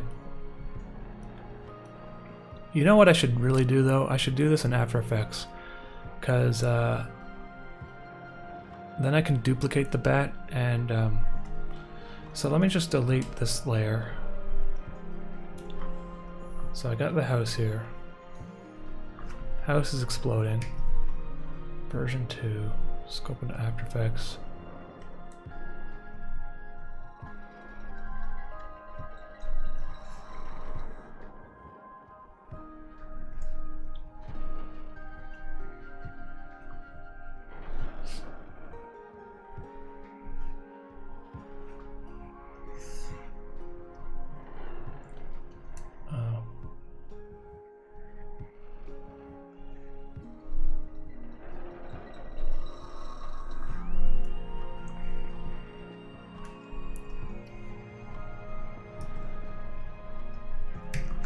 Okay, so what I can do is make a new file.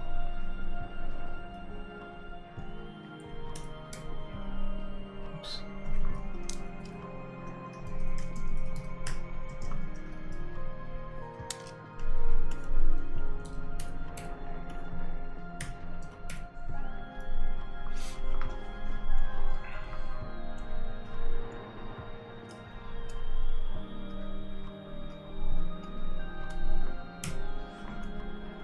So now I can just draw like a bat as any size that I want, because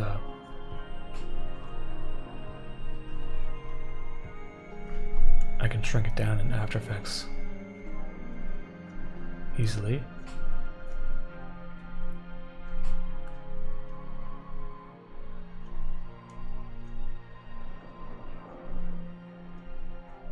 If I make him like pointy looking,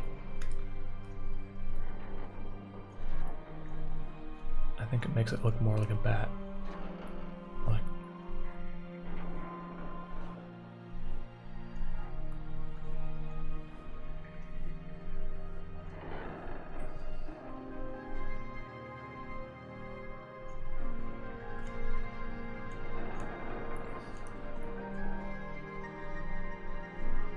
give him a little Batman ears, right?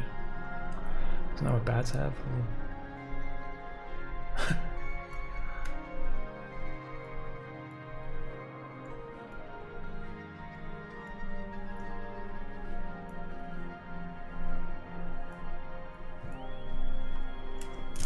I think this one looks a little too thick.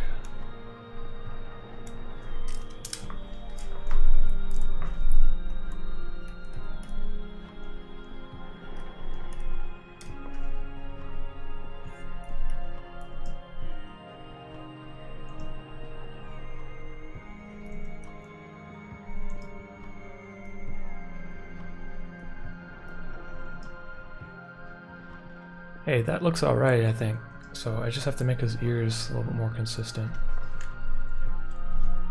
And when I shrink it down, it will kind of look fine, because it kind of, the detail kind of gets masked away.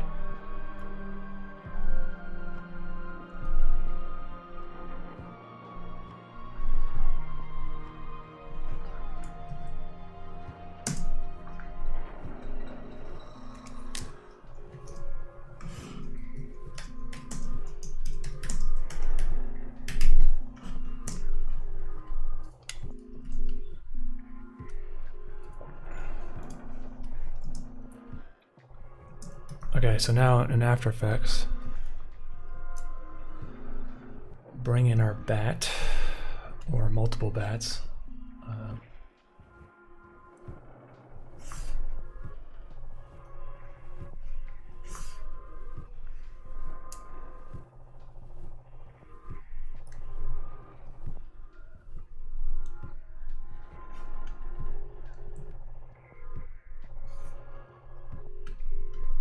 There you go, now it loops.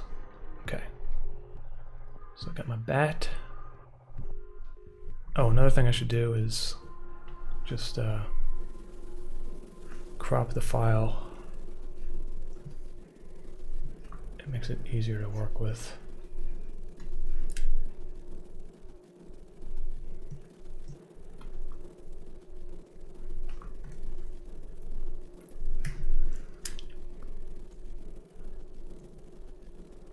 Okay, so there's my bat flying up there.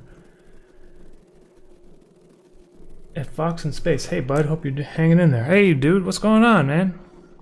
I am hanging in there. So the last episode is like a never-ending project for me. But I'm sure you probably feel the same way a little bit. I was watching your latest clip that you released, and I'm just like, stuff looks amazing, dude, so nice work. Really looking forward to seeing it.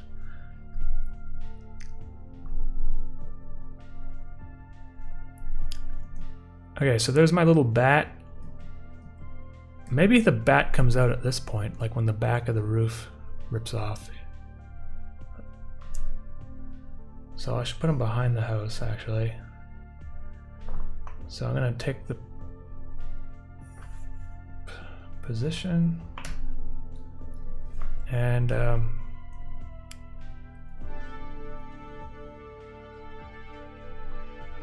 let's see how this looks. Maybe he'll go this way for a bit, and then he'll go over here. And then he gets like blown away by the wind.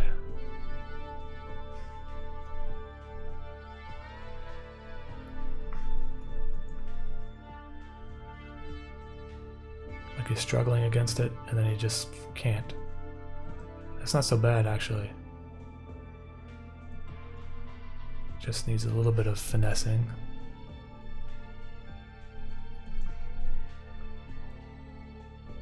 I don't like how he goes like that way, so maybe if he just goes up.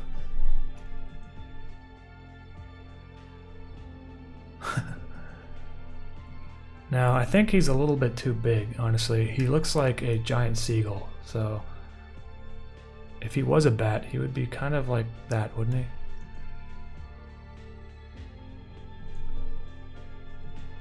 And I should probably draw like 4 of them or 5 of them.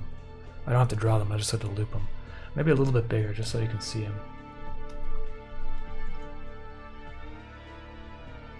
That does look more like a bat than a bird, I think.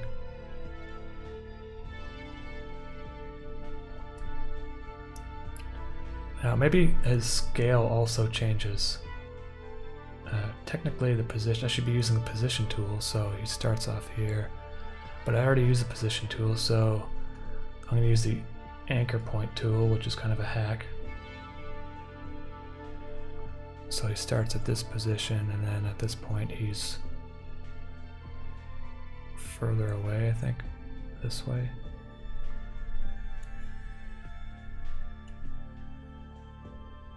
Yeah.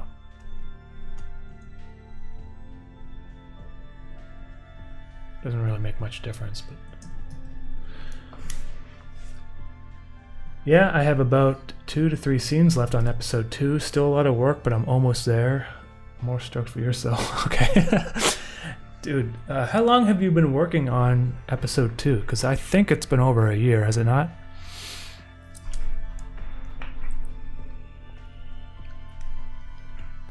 By the way, anyone in the stream that has not followed or watched The Fox in Space, I think you might enjoy it quite a bit if you liked Interface. Both channels are animation channels, both are ongoing series, so check it out.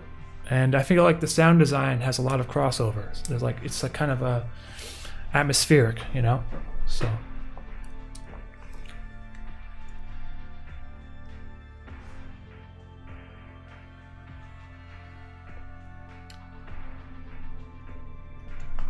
Okay, let's see. Now I got one bat in there. So let's put another bat in. And have him start a little bit after the other one. But also, the reason why I like doing this with the wave and duplicating the bat is because if you imagine an air current, the air current would be affecting all the bats at the same time.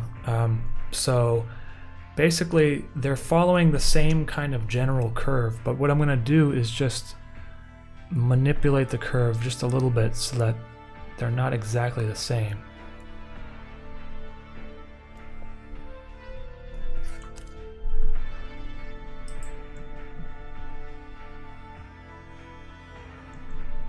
And I think even that is a little bit too similar. Well, another reason why is because they're so almost at the same time, so let's see. There, that's a little bit better. And maybe another smaller bat. And I can take the position of all of these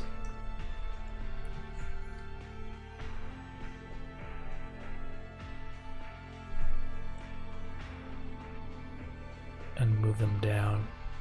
So maybe this third bat is a little bit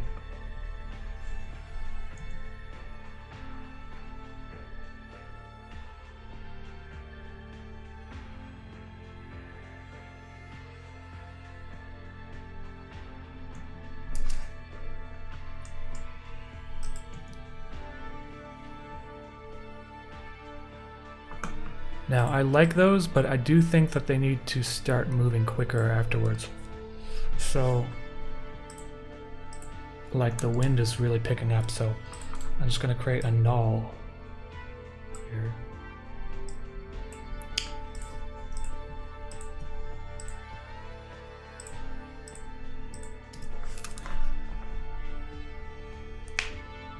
And link them up to the null.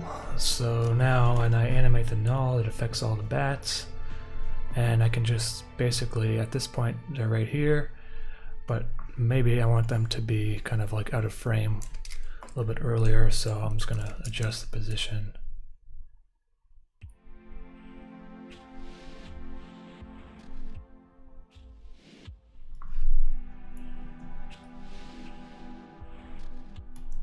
And using a curve, I can make it ramp up the speed so it doesn't seem so jarring. Yeah, that looks alright.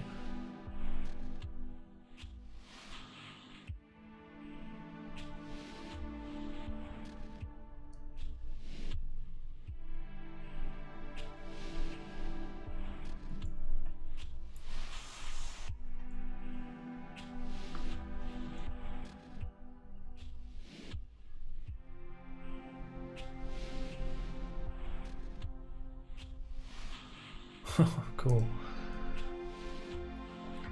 Now the glass shattering. I think it's this layer. I have to change the color of the glass shattering, so like at this point they wouldn't be yellow really, they'd be like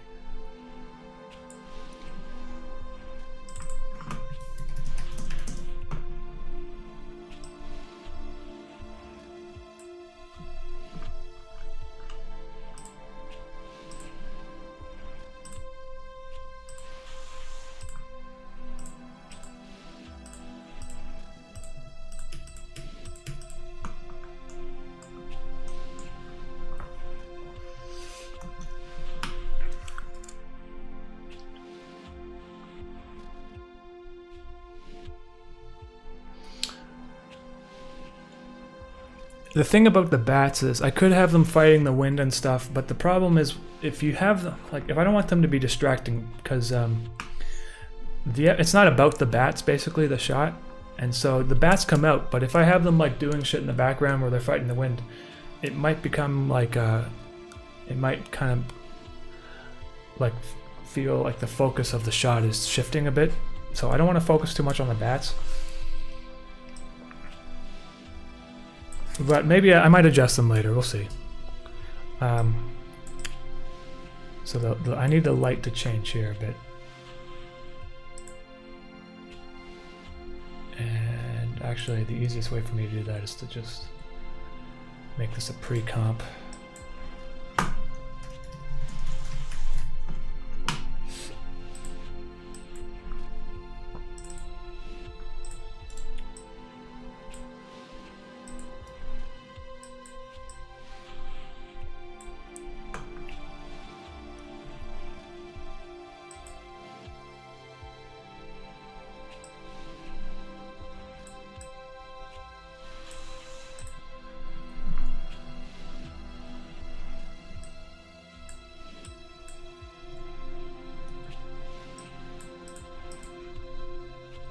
Then they go from being orange to dark red.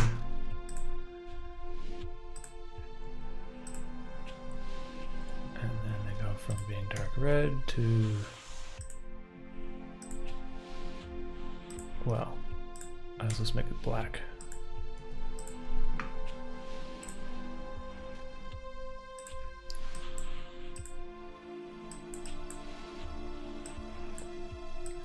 Now let's just see how this looks.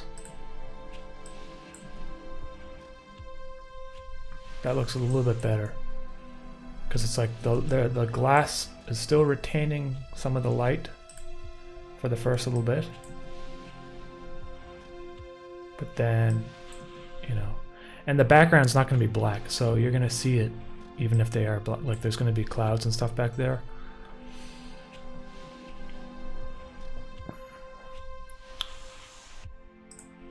And there's going to be elements in the foreground and background. So there's going to be a lot of movement in this particular shot.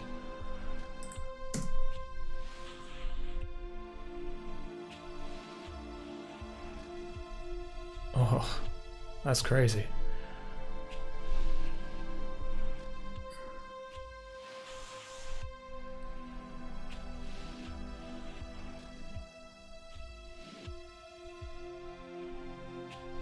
I really like how this shot turned out.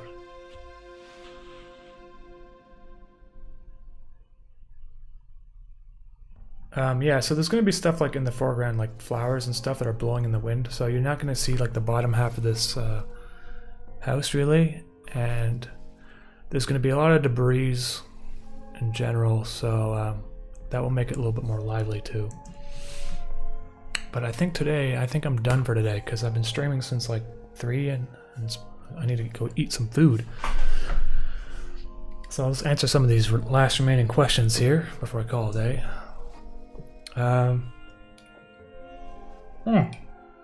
Hey, Slouch, what's up, man? Oh, by the way, another channel you should check out is Slouch, S-L-O-U-C-H, and he works with the Minute Hour quite a bit too. So there's artistic crossover between all these channels that I've been talking about. Slouch is one of them, and I honestly don't know how Slouch is able to animate at the quantity he does, because it's just he just these crazy detailed, intricate drawings, so they're really cool to watch.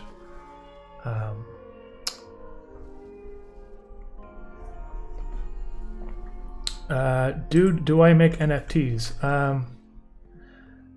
I did make 3, and then I got like people getting really angry because apparently it uses up like 14 nuclear reactors to generate one NFT. So I stopped making NFTs. I'm not gonna.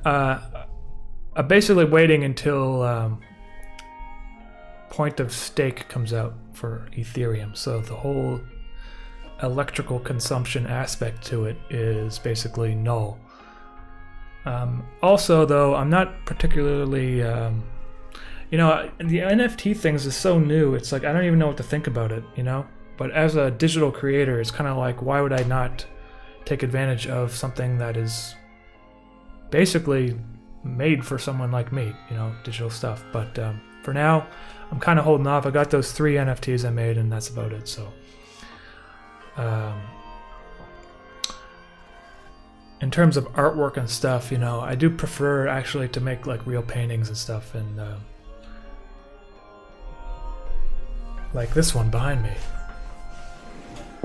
I don't know if you can see it with the light, but it's a man who was huffing spray paint and silver spray paint. So he has it on his mouth. And this is an oil painting I did. Otherwise, I can hang that back up later.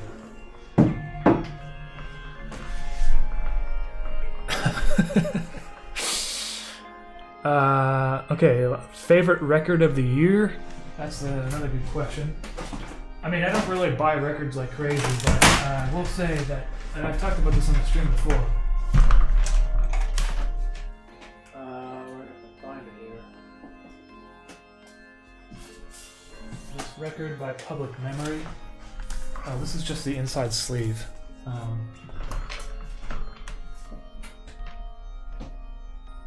There's a jacket. I gotta get like a shelf for these records. There's in my closet right now, a box.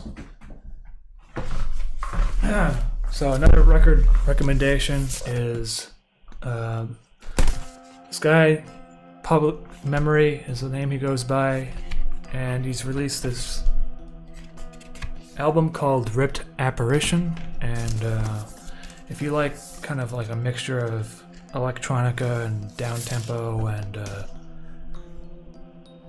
I don't know, like industrial kind of sounds, I recommend it. It's a really cool record too. It comes in a nice color. It sounds great too. So that's my favorite record of the year for now.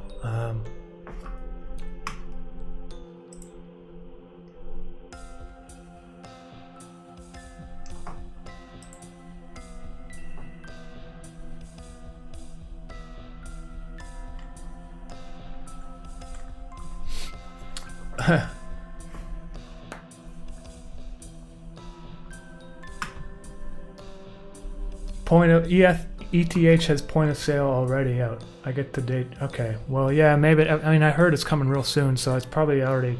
They started implementing aspects of it, I think, from what I understood. Yeah, I might do some. I might put some NFTs up then, if that's the case, because I got some digital artwork and I don't really know what to do with it, and people have been asking for me to make them like crazy.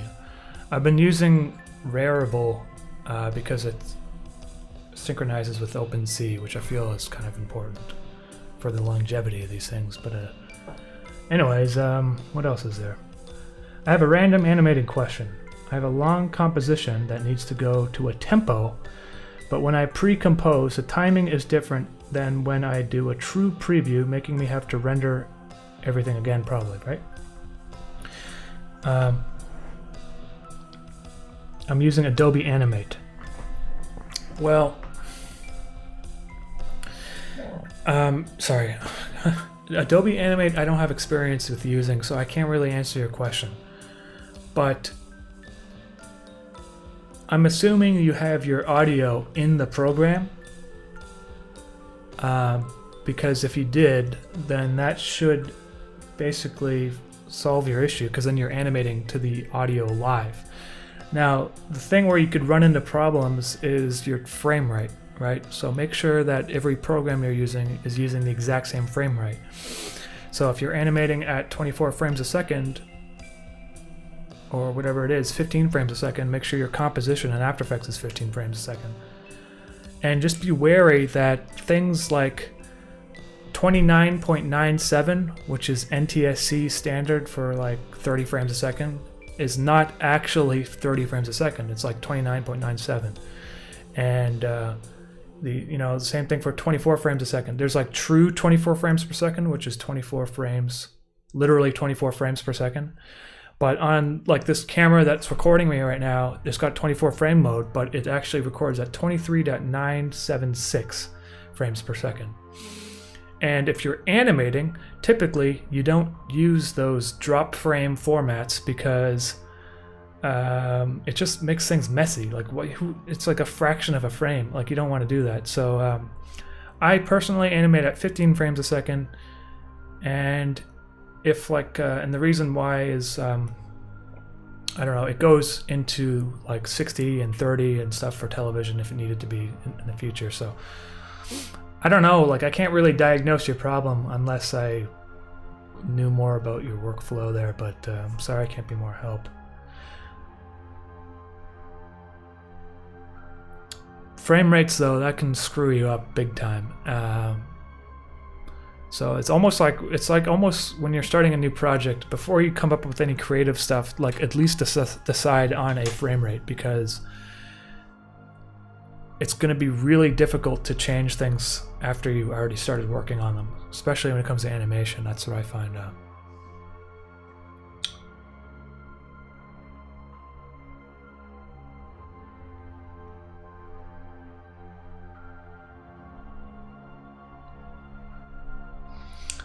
You know, another thing you could do is also take your audio, and if you're finding that it's like progressively getting more out of sync, you can use a program like Adobe Audition, whatever, and you can just take the audio and shrink it down a bit, and without pitch shifting it, and you probably won't notice much difference. I mean, I wouldn't really enjoy, like if it's just a couple seconds, it really doesn't make much of a difference.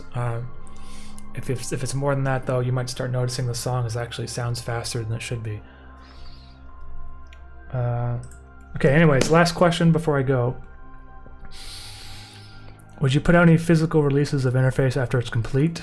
Absolutely. I'm planning to do a Blu-ray and a VHS. The VHS might just be like 100 copies. I don't really know how many people are going to buy those, but the Blu-rays I'll probably make like, I don't know, like 500 or something. And it might take me a while to make those because, well, I'm gonna finish Interface part, release the soundtrack and put the compilation up on YouTube, and then I'll start working on like the Blu-ray and stuff while working on other animations. So it might take a while, but probably like 2022.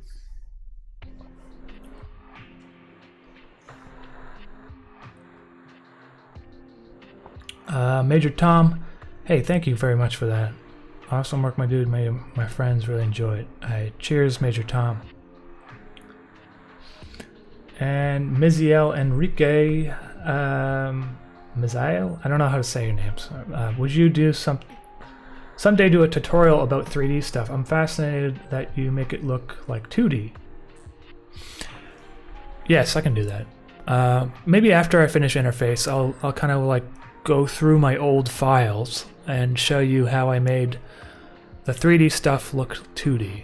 Because I'm gonna have a lot of stuff like that in episode 24. So plenty of stuff I can show you guys. All right, everyone, I'm gonna go now. I'm drying up. I'm like a cactus. I need some water and. So thanks again for stopping in. Thank you for just hanging out with me and sharing my videos and asking questions. And for those who have super chatted, thank you too. I'm going to be working on Interface. Oh, by the way, the next stream is going to be soon because there was an art competition in the Discord. And so I'm going to be going through those entries. I don't know when, but probably a couple days or 2, 3, 4, 5 days. Anyways, I'm going to keep animating, so I'll catch you guys next time. All right, see ya. Oh, clicking the wrong things here.